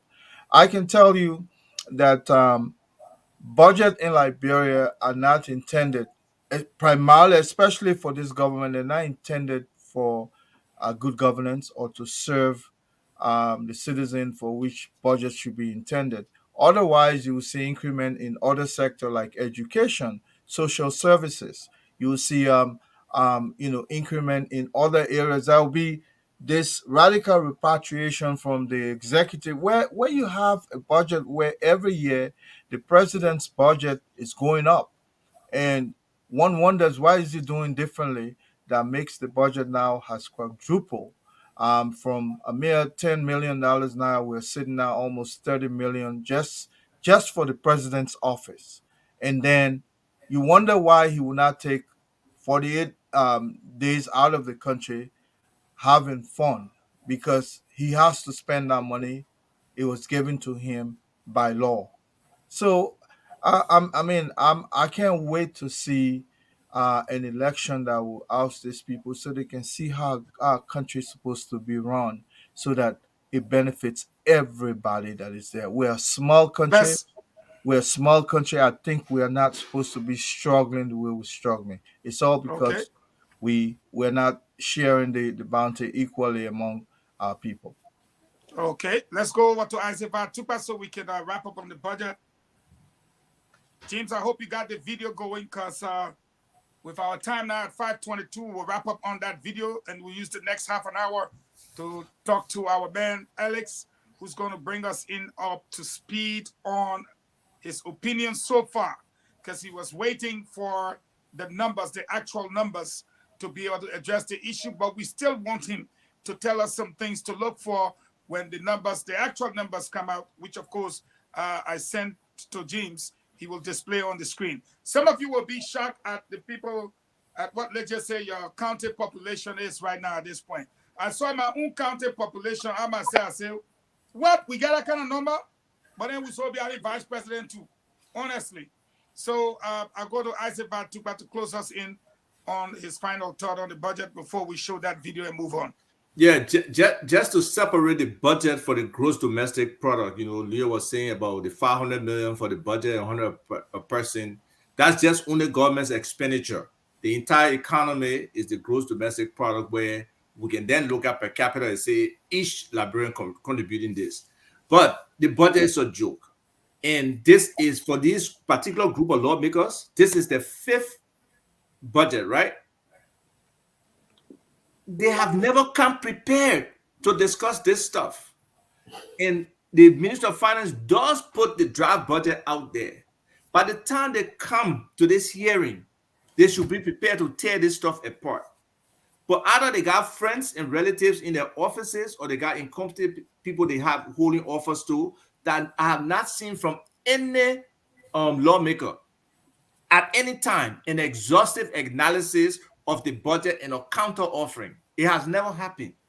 And that is very sad. That needs to change. Hopefully, somehow the next breed of lawmakers can wake up to these common things, what their responsibilities are in terms of representing the people.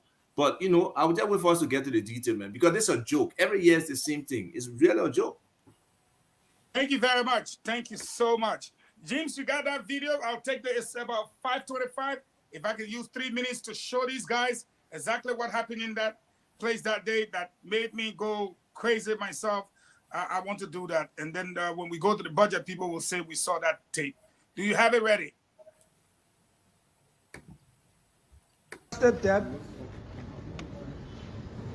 70 million. For 2022. For 2022. Right. For 2023, you are projecting for our appropriation approval 35. Right. That's 50% cut. Correct. Anything inform that 50% cut? It's just the same old thing. It's just a follow up to the concerns you raised about proposals that are brought to us. Okay. Look at the revenue envelope, and at the time we see what can be accommodated at that particular point in time, such that our decision is informed by the basis that we are not supposed to see the revenue envelope, but we want to look at significant and relevant things, or relevant payments, or relevant expenditure estimates that will be catered to for that particular period. Senator, even if you pass the budget, this budget at 35 million, it is possible we'll not even pay all the 35 million. If we don't collect that money that we projected to pay, we might not even pay, because we will pay up to what we have collected at the time, and what is reasonably available to us at the time. Right. Even the 2022 budget we're talking about right now, we're still paying for 2022 budget. That's why when Doko asked the question about the commitments, I cannot give you a total amount of commitment right now until debt 70 million. For 2022. For 2022. Right. That you have paid off or plan to pay on. Yes, definitely. Where's that list? Payment that we made, we can present that information to the legislature. When? We've gone 1 year now on the domestic debt list. I asked for interaction. I asked for interaction at budget hearing. And I don't think they have issue with it. No, I don't yeah, no, I talked to my colleague. So we have presented information to the legislature, to you before on that. And as a matter of fact, that information will change as and when the budget changes, because... Have you submitted domestic debt lists? We submitted domestic debt information. The domestic debt information, basically, like I said to you, domestic debt is divided into interest charges on security, for instance. We got that. All right. As you can see, it's 5:27. Guys, I'm not going to go back to the budget. When we get ready to piece up the budget, these clippings will be played. You're looking at a person who, the previous year, understanding that the budget is a law, presented 70 million within the budget for domestic debt. Okay, bro, we're paying the 70 million. Then this year, 2023, domestic debt again is 35 million. Dude, who did you pay? Was the question DeLong was asking him. Oh, it came as a result of court order. DeLong said, look, that's public record. You need to tell us who you paid. It's been over 1 year now. Nobody knows where the money went to. But again, we're in a country, we're at a point where the Liberian people will have to decide, and they will have to take decisions. As we go through the budget, we're going to share with all of our panelists, and we're going to see where we go from here. Having said that, before we go to legis, James, if you have that little white tab, I send you with all the counties, 2022 population distribution by county in 2022. Look on your screen, pick up your county. My county is Bomi. And you will clearly see it's 133,668. In 2008, that figure was different for me. So what does that tell you and what does that tell me?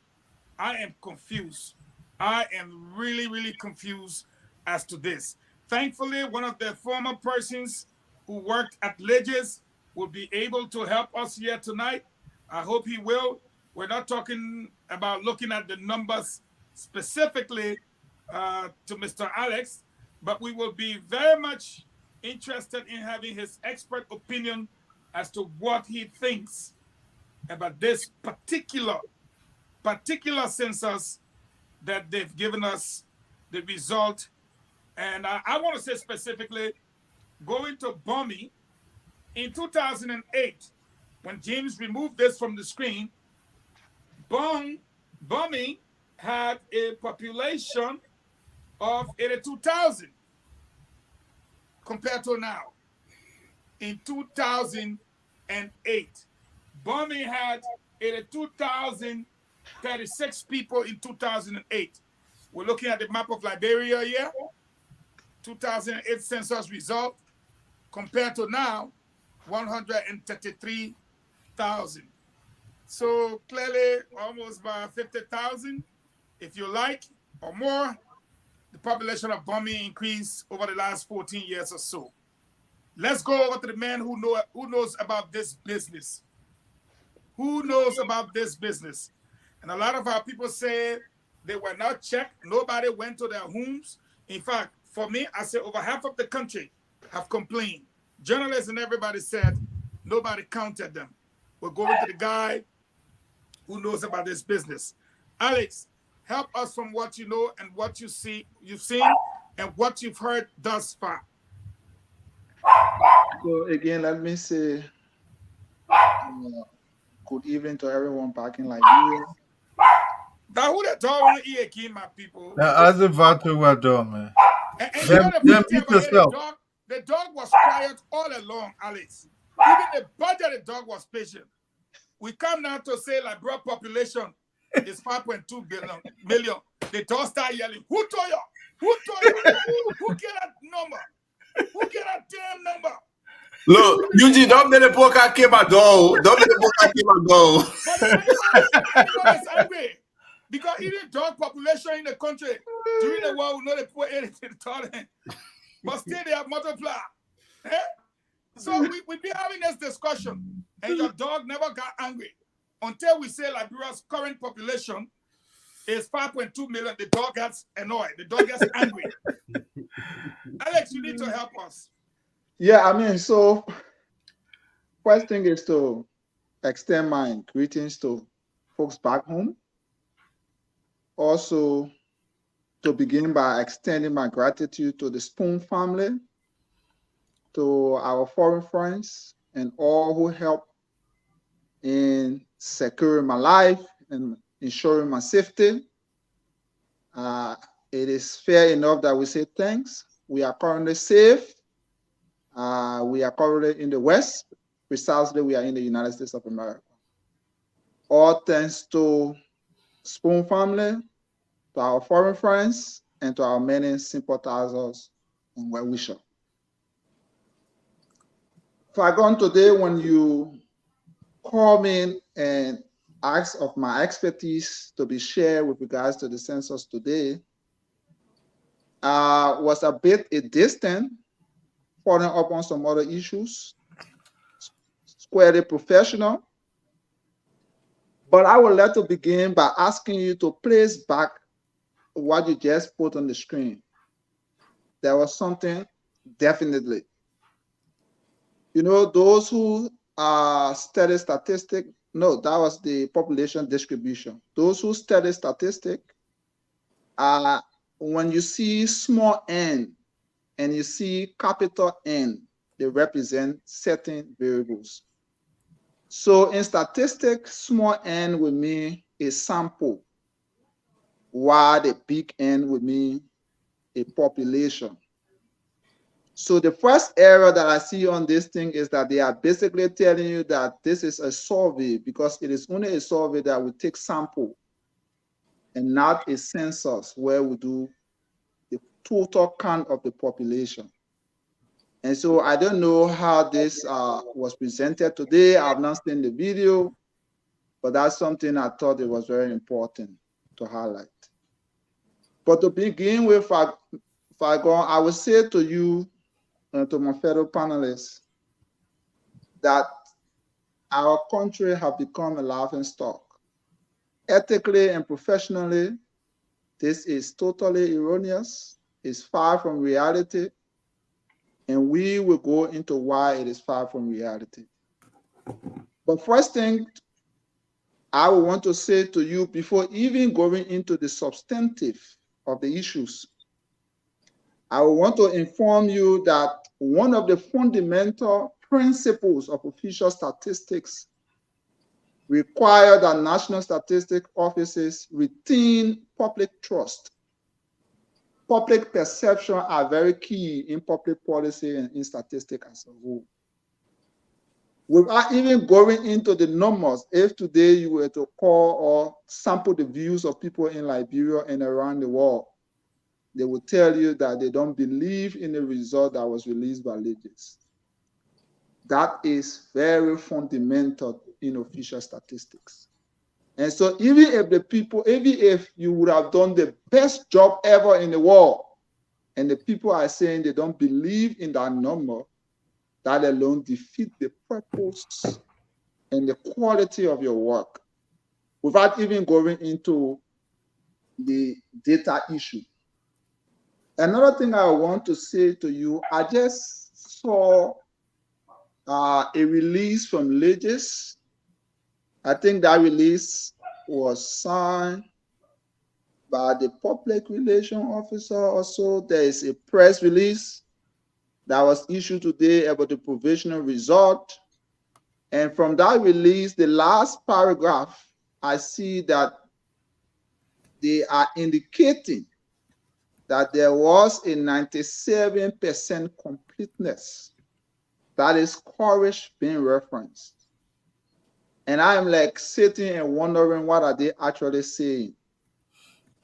Because you cannot have a 97% coverage without doing what we call the post-enumeration survey. It is the post-enumeration survey that determines or tests or measures the quality and coverage of any census. I listened to the acting director general of Legis a few days ago. I think it was sometime last week when he said that they were going to release the provisional result and after which they would do a post-enumeration survey. Right. And so I am like sitting and looking at a release coming from the National Statistical Office, not from a private statistical firm, but the National Statistical Office releasing to the public that they have a 97% coverage of the population. That is far-fetched. That is scientifically erroneous. It is professionally unethical. Another thing I would want to say, when you say that there is a 97% coverage, and if you look on that release, I think I'll just share with one of your colleagues, it's going to come out soon. If you look at that release also, the release is doing a comparative analysis of Liberia population being released by the National Statistical Office with other institutions like the UNFPA and other databases.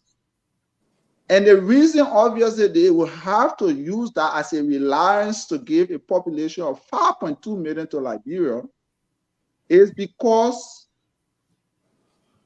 professionally, if you want to be lazy, you want to get a number that is closely correlated to other international organizations' projections. But what they need to understand, even if you look at those websites of those international organizations that are projecting the population of Liberia, the fundamental source of the data they are gathering is from the United Nations. And the United Nations relies on the National Statistics Office. That's international statistics, that's official statistics. No international organization is close with the authority to do groundwork survey, basically. They will rely on the national statistical offices to validate whatever survey or whatever data that are coming from out of that country for official use.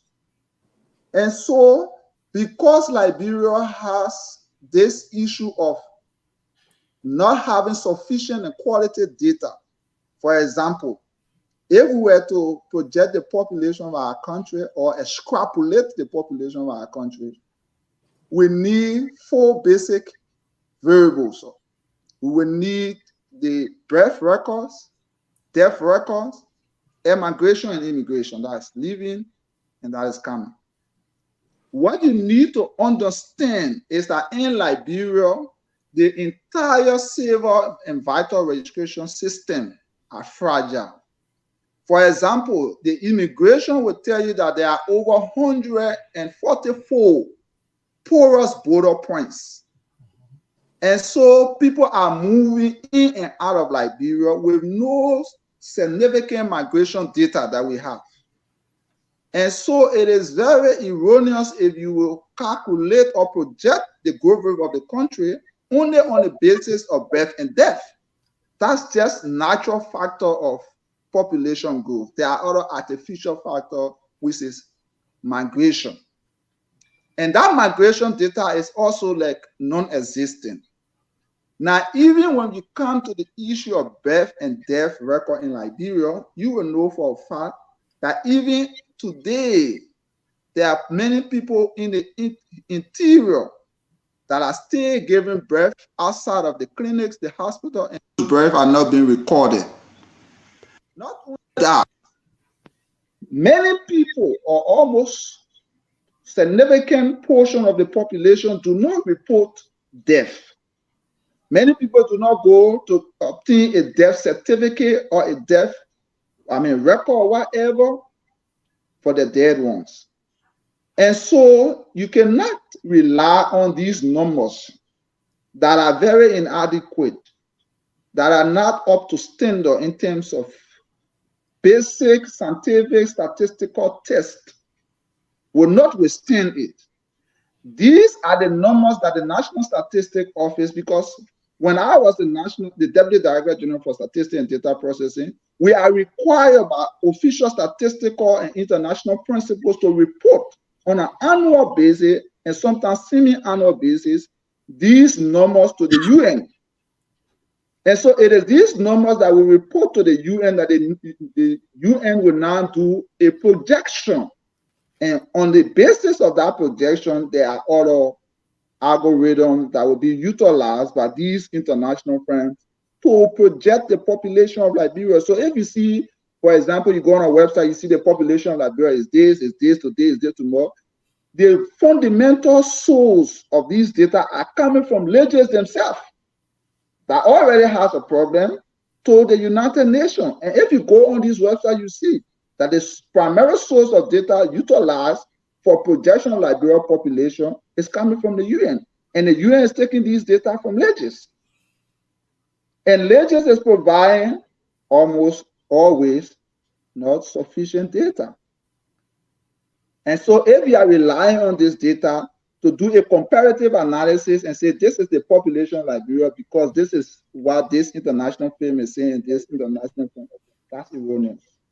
And because we are always using sample and having these lack of adequate data being supplied to these people, that is the importance of doing the census and doing it correctly. Because if you do the census and do that correctly, then you have the actual benchmark, an actual foundation, baseline that you can now utilize for extrapolation, for the projection, other inter-census surveys and things like that. But let me say this, all around the world, if you do the mapping of the census in the traditional setting for Liberia case study is where you mark all of the structures in the country and you determine the enumeration area and the household. That number you have When you do the actual counting, it must correlate. It must be close to the number you gather from the mapping exercise. How is it possible Liberia census mapping exercise will gather 6+ million from the mapping exercise, and you are releasing a census with 5.2 million? Not only that you are releasing a census with 5.2 million, and this is the challenge that I put up. Go to Ghana, for example, ask what was the mapping numbers. After the mapping exercise, what was the census number? Compare the two. Well, near us, go to Sierra Leone. Ask what was the mapping exercise number. What was the census number? Compare the two. That's the first test. That's the least test. Least test is census data must undergo. I don't even want to talk about the rest of the order because I have not seen some of the major data. Because beyond what is being placed out, we got to examine the para data that talk about the length of the soil and this, that. And one thing I also want to make clear, they are saying, oh, we counted these people, we went to these houses, this, that. That's not how you do census. A census is just about counting people. We can just say and say, maybe this we will count the people in Monserrado. Yes, we go to people in Bon County, we'll count them. It's not about just counting these people. But properties of censuses, key and fundamental, require simultaneity. You must count the people everywhere at the same time. Periodicity, like a defined period. But lastly, I saw on this very release that the census net was November 10th. But the same release is saying the census started November 14th on this very release. So I'm like, census net is November 10th, but you are again saying census content started on the 14th. But if you listen to the acting director general Legis on EFBC, he says census started on the 16th counting. Yes. So we have these pieces of clips, we always edit them and we will play them at the appropriate time. But for today, just a synopsis. Yeah, you got to stop it there because the people are demanding that you come back tomorrow. It is by popular demand. And they are telling me to inform you that they have taken you as a national asset. If you refuse to come tomorrow, they will just allow the American people to take you. And we just want to be clear with you. If people declare you national asset, you say, no, you don't want it. Tomorrow you show up on the platform to explain in detail to the people, then we'll have a problem. So we got to keep you for tomorrow. And the people are demanding that you are a national asset. We want to join you, first of all, in saying thank you to the Spoon family and the international partners and all of our good friends who, God first, helped to get you to safety here in the United States. My brother, even though you're here, don't lose God. They can come, but they'll fly on broom, they'll go on DG water. You watch yourself. My man, don't spoil our rules that people think. Don't stop. You see? When they say the guy witchcraft around, they all men put hair on from Ross, we don't want. But we're gonna do a round table now. We're gonna pause you right there because you will close us up based on what we will say to you. We're going to start with E. Remy Gray. You've listened to Alex, and it's not an outsider or somebody who just, no. He's one of the experts we have in the country, if not the best, one of the 3 best. You listen to him, and the points he made were very salient. We're right here. Census started November 12th. The other man said counting started November 16th. The paper said on November 14th. These inconsistencies. E. Remy Gray, you listen to him. What are your thoughts? We got the 12 minutes to go. You got your 2. You know, Fango and others, some of us have done academic research at some of the highest levels. When I look at the processes, clearly it tells me that I can rely on the output, because definitely nothing is coherent. And Alex, the expert here, has clearly made it known to Liberians. But I'm looking at the numbers. Even if you're a rogue, you're a thief, man. You should know how to do it. How can Grand Crew, with no economic activity almost, have a population increase of 88%? Oh my goodness. And then Grangy there. But yet, those economic centers like Nimba County, Montserrado, those people, the increment in population, did not even amount to 50%. It was somewhere around 40-30%. Morovia, where everybody flowed into to I'll get put a it up for lifeboat. you to see. I'll put a graphic up, you can see it. I'm telling you. So even if you're a rogue, man, come on, man. Learn how to steal. I mean, Grand Jude, River G, 70 some more percent. 77, if I'm not mistaken. What is in River G that'll be attracting people away from? And Nimba is the second economic capital of the country. Nimba. Exactly. So even if you want to steal, man, learn how to steal.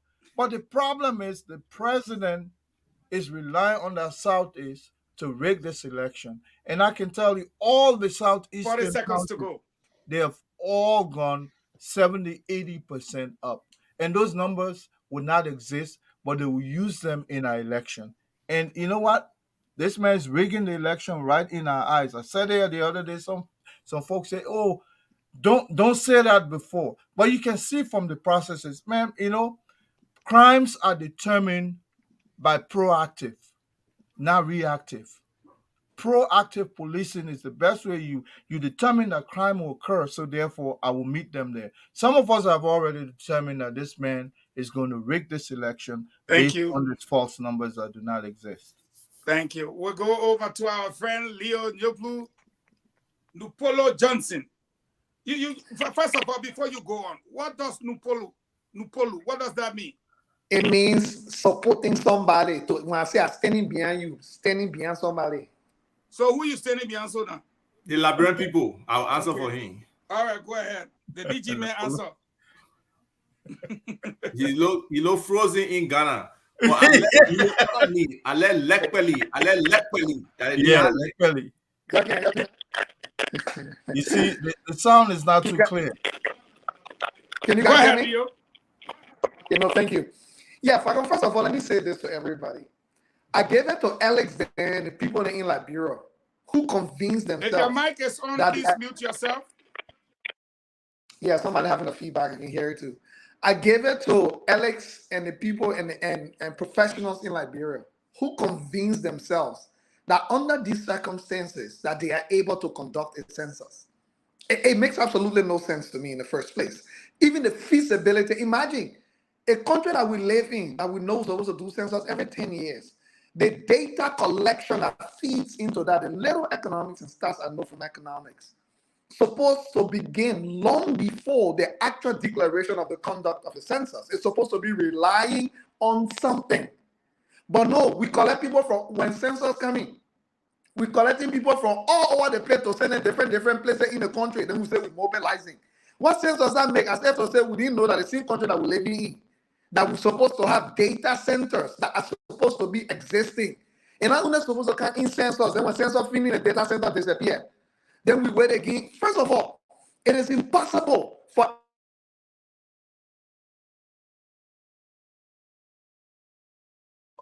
we can see. We'll come back to Alex. Let's go back to Ava Tupa and see. We'll wait for Alex to adjust himself, but we'll take on Ava. Alex will come back.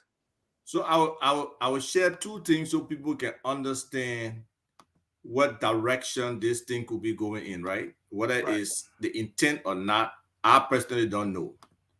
So this particular I'll thing come I'm back sharing, to you, Alex. Don't worry. this particular thing I'm sharing, if you look at the date, it was Tuesday, October 18. And I was in a discussion.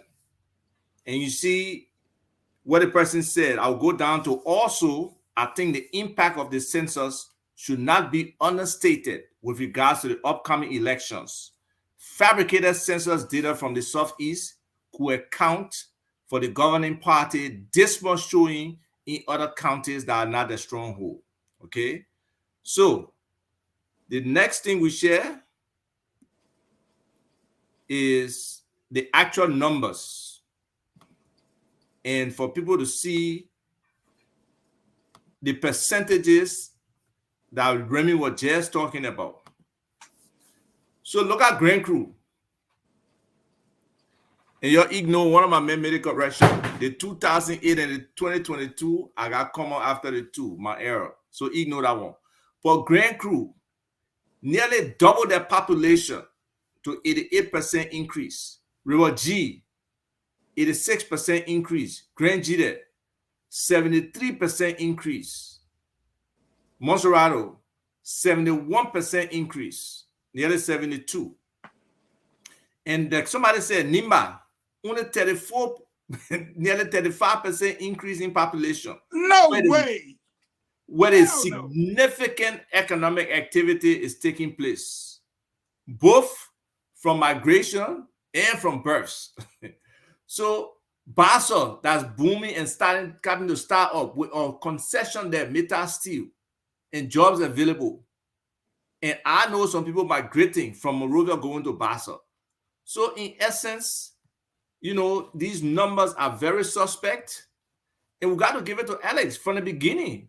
He defined for us how messed up the whole census was, how corrupt it was from the monetary side and from the actual implementation of the census. We saw people on video trying to recalculate numbers, stuff the numbers in. And this is what they have done. Whether people down there or not, that's the numbers, right? They will register people to get to like 75-80% of those numbers because that's the average number of Liberians who register to vote. Then those populations will have the highest level of vote, probably 85 to 90% of the people there they will say voted. But it will be merely stuffed ballots. So right now is the time. The fact that I asked Alex earlier, like a few months ago, is there a footprint in those tablets that are being used to collect the elections data? And he said yes. The opposition need to take this thing to court to invalidate that entire census, because you can show when people input certain population and know what they actually did at what time for the opposition or for the court to figure things out. So this should not be taken as a joke, because from the way things are trending, it's even possible we will get a 20% or 22%, but he may not even be in the top two of this election. He may not even be, people may take it for a joke because Mr. Cummings will have 7% before, but things have changed. The Liberian people are waking up. They're not content with what's happening. So these numbers need to be really detailed, analyzed, and even thrown out if they can go to court. And Leo, before you come in, let me just throw this in as you pass and just touch it. Nimba, Bapolu, the people that can born like chicken in the whole country, the Nimba people, they posted their population increase over a period of 14 years. The second economic capital, the largest per largest, by 35% or so. Bombing Cape Mark Bapolu. But you know what hurt me the most as you are passing, my dear brother? What's the difference between Margibi and Monserrato? No difference. Everybody now moving Rawafi, Margibi, and those places to live. Exactly. You said the population increased by 45%. 45%? Low. That is ludicrous. Come in, Leo. Yeah, no, thank you. Thank you, Minister Fagon. It just tells you that, first of all, the census had a failed start. And since the census had a failed start, they never recovered. There was never a day we saw a robust process that say, the issues we had, the gaps that we had dealt with it, and we are moving forward. Logistically, it is practically impossible to have conducted the census within a time frame that was allocated. That was my first problem. Just logistically. When I'm talking about the logistics, and I'm even talking about roles and areas that I had to reach, I'm talking about the fact that according to the UN report, up to 35% of Liberians do not exist in any records. They don't have birth certificate, never had one, have never had passport, have no ID, so they do not exist. So you are basically going to be pulling in a lot of data that is not based on anything yet, because we're not like other countries that have a more accurate birth record system, death reporting record system. So there's a whole lot of records you're going to be pulling for the first time that needs to be analyzed, desegregated, and made sense of before it is poured into numbers that have like birth records and all that kind of stuff. But let's break it down for the Liberian people. For the way everywhere disorganized, so even organized really market, we're not able. We get special time people can go to work. We get special day they can go to work. How is it practical that a haphazard, less organized way the census was done that you were going to be able to count people? It was practical. So the system was actually there, but the logistical framework that's supposed to allow the professionals to do their work was not there. You didn't have even the resources, in my opinion. I would say you didn't have it. Professionals in Liberia sacrifice. These guys, like people like Alex Williams, they didn't do their best. They go out there to make the most out of the minimum resources they're giving. But you can't be conducting the thing upon which our democracy sits. So the election that we're coming to have now, all the numbers that we just pull on here like this. First of all, the way the number was actually pulled out, in my opinion, it was poorly done. These numbers should have been sent to all the professional institutions that were involved, first of all, to break it down before you bring it to the public, for them to give their scrutinizing opinion on it before it comes to the public. So for me, I would say the census failed the day it started, and they never begin again. So wherever the numbers are coming from, we all need to try and figure it out. Before I go over to James, tell your guys, Aaron Kuban, to get ready. The Liberian people have to talk to Alex and get Alex all ready for tomorrow. We want to hear from the Liberian people. So James, if you can inform the guys to get ready while you are giving us your input on your thoughts about what Alex have said. For me, Alex is a national asset. Any attempt by him to attempt the tempted already will be attempted upon him. He can rest assured. He don't want to go against somebody that for life. He must come by here and talk to us tomorrow because they play the thing here now. The people are demanding that they all want right, to know Mr. Fagon, let me say this in closing for the night. You know, the good thing is all of these things that we do and we say, we record them. Right. And personally for me, as events are happening, I'm like doing documentary. I have videos, those key videos that are important when people are saying something or doing something. I'm recording this. When I send an email, I record this and things like that. If you look at the scientific paper that are presented to ladies, advising them as to what would have happened if the census was to occur.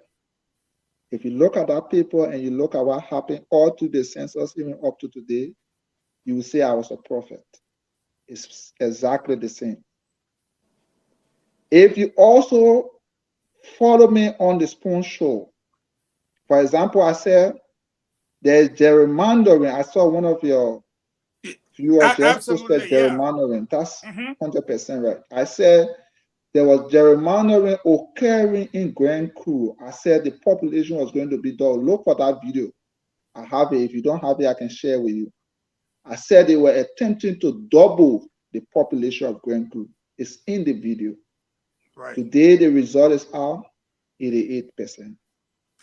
I also showed you a video where people were sitting in the county service center conference room in River G. And inputting numbers. And today you see River G is the second in terms of growth. So I am the prophet of today's time from a statistical perspective. Right. And history has recorded me on the right side. And I can say this to you, Falcon. We pray for long life, but even if we were to die today, history knows and will remember us for what we stood for and what the people can now see that what we said yesterday came to pass. So thank you so much today. No, you're not leaving the people gotta talk to you. I will do the best I can to be on your show tomorrow. No, you can't go. The people got to talk to you. We're going to go over the limit. We got 15 more minutes for the Liberian people to call and maybe thank you and have their say. And then we'll close up. We're passing that thing out. Got a Francine team. That a Francine got to get it. You are ready, Liberian man. Yeah, Uber will have brought man. We passed to now with Dream Badgy. Even your man Fatuba no. So we got to pass at 6 o'clock. So, James, you want your man to go straight to the call and then you just yes. let's go straight to the call and then we can climax. At least 10 the calls. Cuban. At least 10 calls. Yes. Yeah, we already have people on the line here. So 077771075, 05551011075. Let me take this first person here. Welcome. Yeah, good evening, Aaron Kuban. Good evening. Welcome. Good evening to the panelists. Go ahead. I'm Nicholas Kamara calling from Chicken Factory this evening. My brother, we are listening carefully from the beginning of this census. And I can tell you for sure, even this morning, I listened on OKFM, they were talking about it. People call, they said that some areas say, up to now, even in Bomi, even in Bajake, people have not been reached there. They have not even been counted yet. Some of these areas, people have not been counted. Then they giving the census results. And they giving the census result looking at the southeastern region, what they know that they will be favor over there so they can cheat. And from the beginning, you've been talking about it. My brother, the thing, as you're saying, you prepare opposition people then to stand strong, to carry it into court and destroy the whole census that no one want no census. Other than that, they coming turn the election over to Joe. Thank you. So thank you very much for the analysis. Thank you. Thank you very much. Thank you. Welcome. You are live. Go ahead.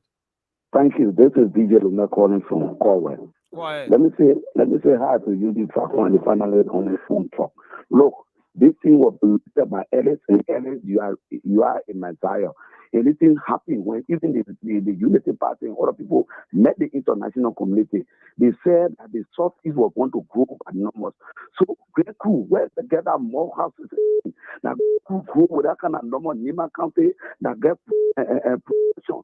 That people living Maryland that got bullets with Africa people they grow all that only great crew refugee grow that this identical images report is a mess. Tell how the people refuse it inside Lungwe when all let all refuse it in Liberia. This is the time that all the opposition should come together.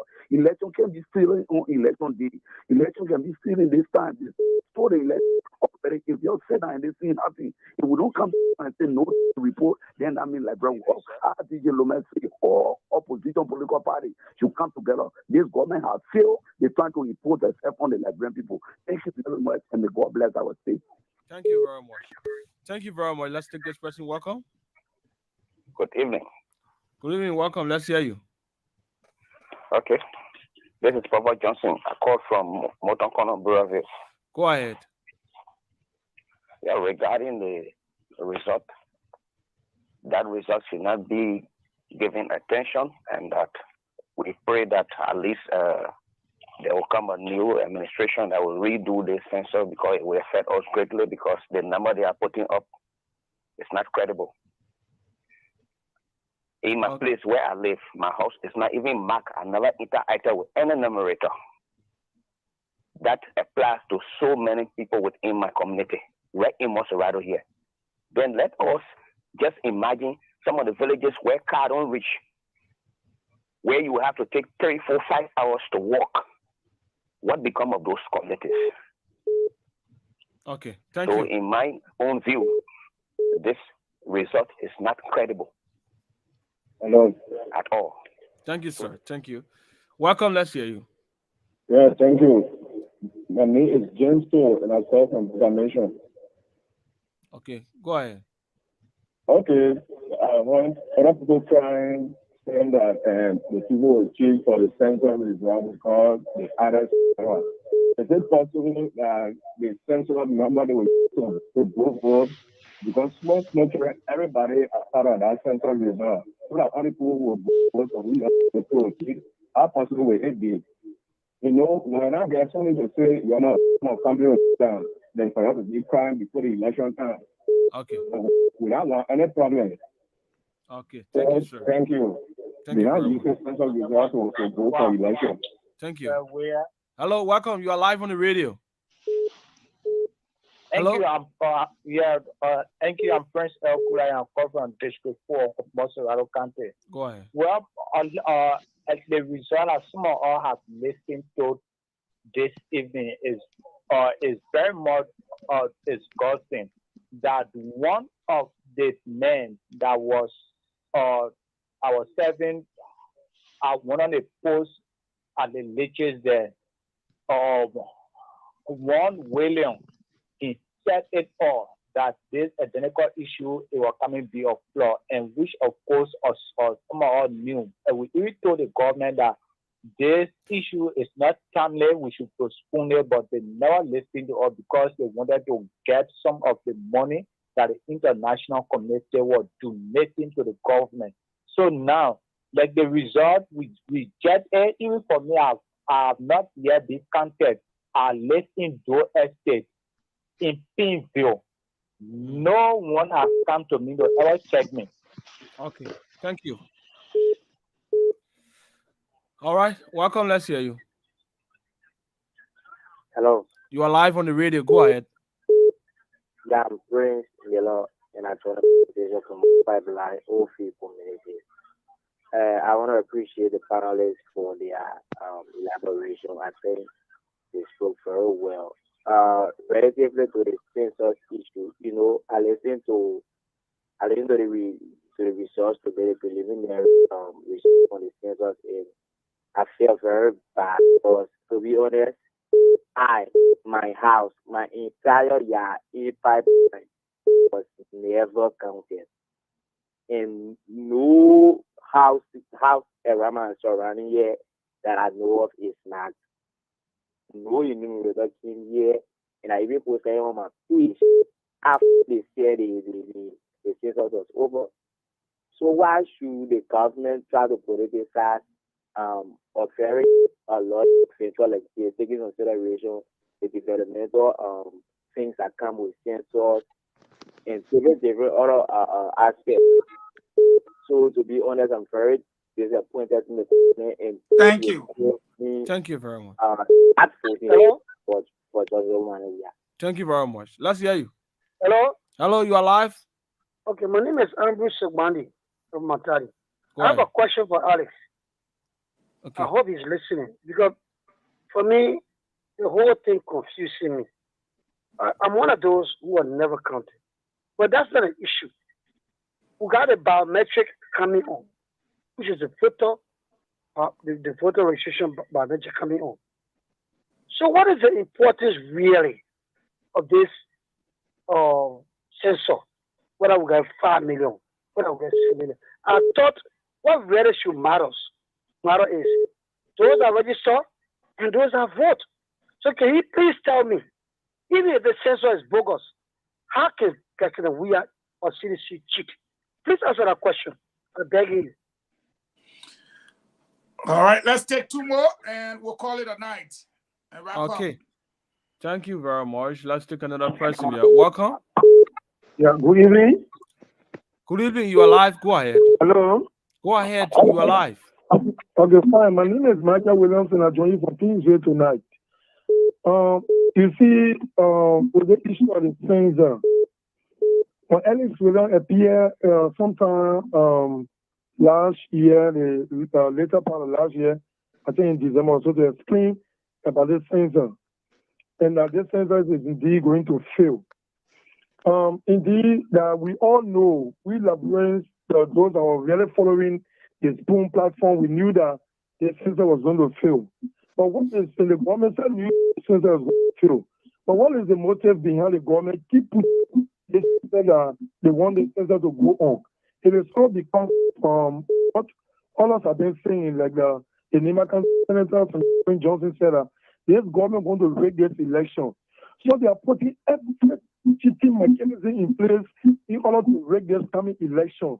But now, for me, I want to use this platform to call onto the international community, the AU, the African Union, and all of international groups are listening or monitoring the Liberian election, that we need their help. They say that indeed that when it is chaos tomorrow, when Liberians are scattered, then that's the time they want to come in. They're the international people, they're watching everything. We want to call on the U.S. embassy, the U.S. government to come in. The government is strongly letting us. They want to rig this election by all costs. They want to impose their will on us. And that's what we're calling on them now. Because we call opposition now, if they want to stand. The next thing is that the government has brought in the country and they're keeping it. They're waiting those who will take the streets. When you go, those that are on the street, they destroy innocent and the now they say the opposition attacking. So we know they are Thank planning you. already, and we are calling the international community to come in Thank so that they will come and kind of help us for the wicked government on the thing that George Weah and his gang are doing to us. Thank you tonight. Thank you. Thank you, my brother. Thank you. All right. Thank you very much, Aaron Kuban. We're not going to continue with the calls. We're going to go to our panelists, 1 minute each, and then we'll come to Alex to wrap up. And there was one caller that caught my attention. I'd like to let him know when you say, how is it that George Weah will cheat? There is something called redistricting, and it comes as a result of something called gerrymandering. I know from your talking, you may not have gone far in school. Gerrymandering is where you apportion the district, like how you got District 1, District 2. There's a certain number that's supposed to be in a district that qualify it to be a district. You will increase that number, it will become a district, and then you redistrict the county, and then the people there vote for you because you did it for them. And that's where the cheating comes in. The district is drawn up as per the number of the persons in the county. And that's how cheating can come about. So just so you know, we're going to go to Isaac Tuba. Let's keep it at 1 minute. It's 6:15, guys. 1 minute, 30 second maximum. Your final thoughts. You're muted. Can't hear you. They need you in there. You're going back. Okay. Yeah, I just want to address some of the initial thoughts at the beginning of the show. First, I want to say thank you for all these listeners who tune into Spoon. I do know a lot of people watch Spoon. I don't know the exact number, but just as a trial, maybe you guys should look at the unique commenters on this show. It can help people determine if these are the people who actively watching, then how many people out there now, are watching as well? Because a lot of people don't comment on these different things. That's the first thing. So the issue of vote buying or not, what they call the stuff, hits buying or view buying or whatever. At the end of the day, how come if the buying view is still the most popular show, So we got to assess that. That's one. The second one is the issue with Stanton. Stanton is in a legal system. I don't think he's supposed to be coming on the show or be, engaged with this stuff. And to a large extent, the people who were on the show before, they were connected with him. So they can't really speak to these issues as, the people want them to be. Yes, this show has been very critical and being holding a moral high ground, and it should be held to that same standard. So from our perspective, I believe discussing the issues around the case with respect to the case is something that should happen. But the network itself should be separated because this has become an institution. Now, it should not be a reflection of whatever Stanton did that should affect the network or the people who come on here to discuss issues that Liberian people have become accustomed to listening to. Even besides the active listening, I know some people who religiously listen to Spoon in the morning the next day because they can't probably do the 3 to 6 because they are at work or because of other things. So let's respect that to the extent that this platform can be held to provide information for people, especially objective analysis, even when they have people on like me, who I'm definitely an ANC supporter, but at the same token, Liberia is paramount to anything I do and anything I say, and it will be in the best interest of the people of Liberia. So thank you. Thank you. I am definitely an ANC Niji. Thank you very much for saying that. So we know now ANC got Niji. We'll hear from Remy Gray. Maybe he's coming up now as the hunter. I don't know. Remy, let's close up. My brother Fangon, if you were to do a survey right now as to how many people were counted, you will see the number. Just to tell you, just to have a feel for how many folks were never even reached in the first place. And then secondly, it is interesting when I look at the statistical increment for certain counties. Take, for instance, Maryland, knowing that you have a political leader who hails from that county never increased only by 15%. It is interesting. I don't know how to do this number. Maryland County that lies within the confluence of what we call the Gulf of Guinea. That's the oasis. That's the genesis of the Gulf of Guinea that stretches all the way to Gabon. You understand? A vital trade link for our country. That where you expect people to be gravitating because of commerce, they only increased by 15% in the last 14 years. Ridiculous. Go to Lofa County, 32% or so. Can you imagine? And Lofa that's where the County real joke is, because that's Sierra Leone, Guinea, and Liberia. That's where and the Liberia trading center. combined. And James will touch on that. The movement, in fact, this was the genesis of Ebola. That shows you how much people cross our border. You know, exchange of interaction, you know, in that area is so convoluted to the extent you can never.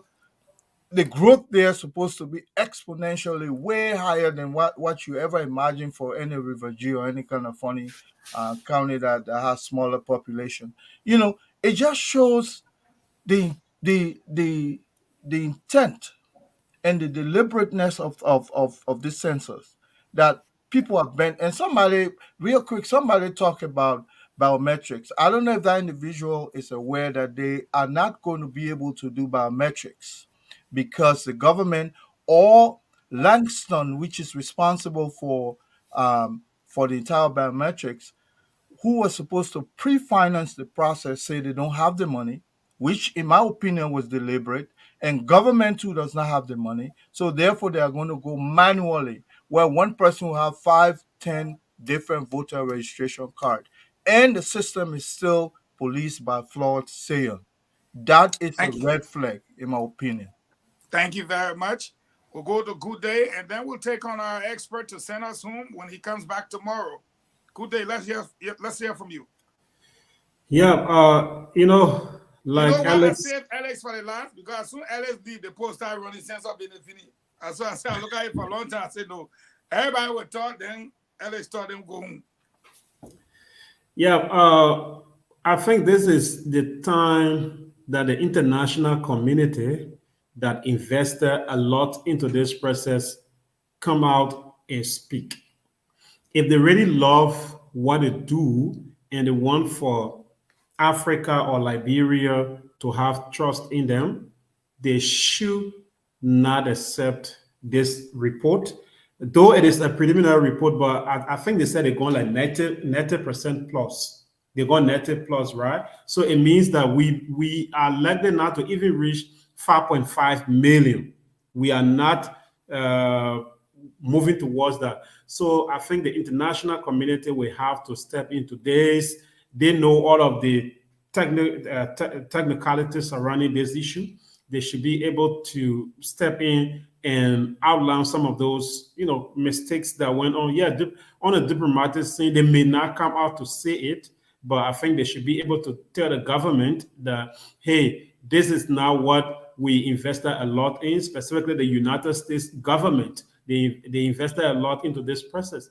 They should not sit there if they believe in transparency to allow a bogus report to come out in the name of, you know, we did census and this is the result. The international community, the United States government, and Liberians, specifically the oppositions. I know Liberian oppositions will come out and talk. They will take the radio and talk. After 1 week, that topic is over. This should not be like that, because if they sit there after October 10, they're going to be running. October 10 will not be the actual date that if rigging is to take place will happen. It will happen beginning tonight until October 11. That is after the election. So if they want to see a transparent activity or a transparent election, they should start from now, after this preliminary result, or they can wait after the final result. When legis release the final result, I think they should challenge this in a court of law. They should go to court,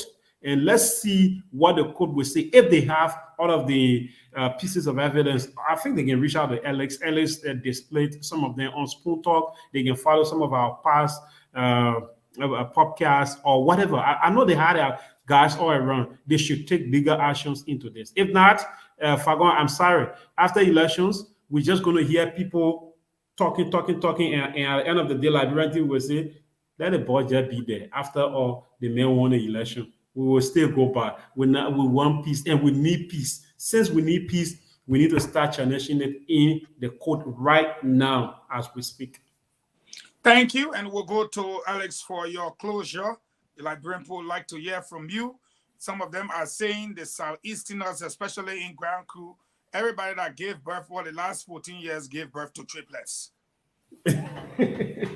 All right, so good enough. Also, I'm from the Southeast. So you got triplets. But, so you got triplets. Yeah, maybe. You know, my mom is from Nima and my dad is from Maryland. But here's the thing.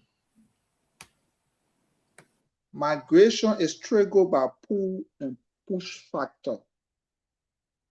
Something taking you away from where you are, something carrying you to where you are going. In the case of Liberia, people move from one locale to another basically because of economic reason. That's the fundamental reason why people are migrating. And so if you have, like, for example, Colonel Remy was saying, you have, for example, Maryland County, that is a major trading center between Ivory Coast and other parts of the place. And you have other little investment there. But you are having Grand Coup having a pull factor. Many people are going to Grand Coup than Maryland. That's a wow. What is the pull factor? What is taking people to Grand Coup as opposed to Maryland? We have to look at that.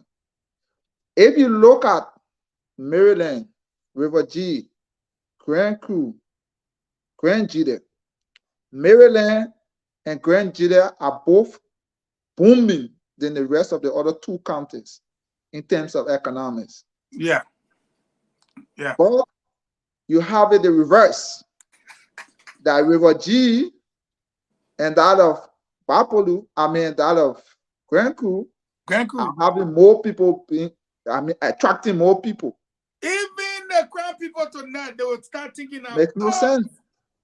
Makes no sense. Makes no sense. Zulu Westgate. Next thing. The other colleague said, and let me make reference to even what Mr. Tupa said. And let me also on this show extend my sincere thanks and appreciation to him because he has been very instrumental in helping me as well. You have a situation, in fact, one of the international folks told me that, look, if you are waiting for us, the international community, to tell you people that your census is not correct, you are missing it. You are missing it. Because trust me, I don't remember which country that the international community easily spoke about something going wrong. For example, I was in Guinea. I had the privilege of managing one of the lead political party war room in Guinea, called Sub-FFU, which is voting precinct and things like that. We got those results within less than 24 hours. We knew actually what the results were, contrary to what was announced. In fact, it was at that place I had the opportunity to meet the current military head of Guinea. But then the international community people sat and look at it. Do not tell me that UNFPA or some other international folks are going to say the census result in Liberia is not good. That's not true. Never will that happen. Because don't forget, this is the same UNFPA, the Minister of Finance and other people who wrote the president that everything was set and that census was going to be here in October. Don't forget. They will not shoot themselves in the legs. You have a responsibility. You are a sovereign state to do what is right. We have something called paradata that is used to measure the quality of census, like Mr. Tupa said. One of the uniqueness of Liberia census is it's a digital census. We use tablet. We use CS Pro solve a solution. We use Survey solution also. CS Pro and Survey 1, 2, 3, whenever you put in any information, You don't have to change the time. You don't have to set the time. It's automatically generated. Those information are what you need to analyze the quality of the results, not the numbers being placed out. It's called paradata. It will never change. Nobody, nowhere can change that, or anywhere can change that. Got one more minute. You need to ensure that this process is investigated. Let the truth come out. For example, in Maryland, let me be specific. 306 enumeration area in Maryland had defects, amounting to a total of 48,406 persons that were not counted. 48,406 persons were not counted in 306 enumeration area in Maryland. I have these numbers. I have the dates that these numbers were recorded on the dashboard. The evidence are just too many. I have played my part. I have said what I should have said. I have a long way ahead of me. I have my professional task to do right now. Good.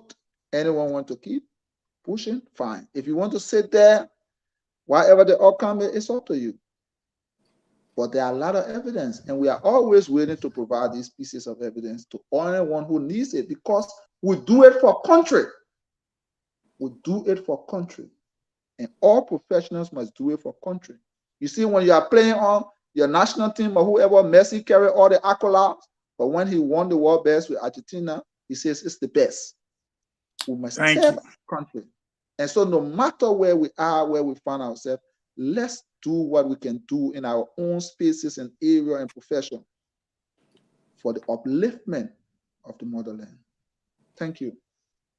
Thank you, Alex. And let me make this very important announcement. Next week, Tuesday, the CEO Stanton Witherspoon will make his appearance on this very platform to be able to talk to you, the Liberian people. I will be right here, and our guys will be right here. The entire country will be glued. It will be his time. Again, I say next week, Tuesday. Next week, Tuesday. We want to express our thanks to Alex M. Williams, James S. Gude Flomo, Colonel E. Remy Gray, and everybody Isaac Vatupa Jr. And to all of you, we want to say thank you for joining us tonight. We stretch you beyond our 6 o'clock mark. We gave you guys extra 30 minutes because the information was very important. Next week, Tuesday, you will be joining us. And tomorrow, Alex will be here as a national asset. We'll prepare our questionnaires for him from the Liberian people, and we'll present you again with another hour of the census and the budget, in addition to whatever current event might take place in the country. Until we meet again, guys, I say do have a pleasant good night. I've been your moderator, Eugene L. Fangon, former Deputy Minister for Press and Public Affairs, Ministry of Information, Cultural Affairs, and Tourism. Thank you, and it was great having all of you on the platform. Look forward to seeing you guys tomorrow. Thank you. Okay. Thank you. Thank you very much. Thank you, everyone.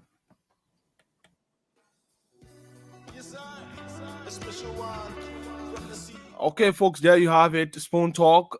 There for you will be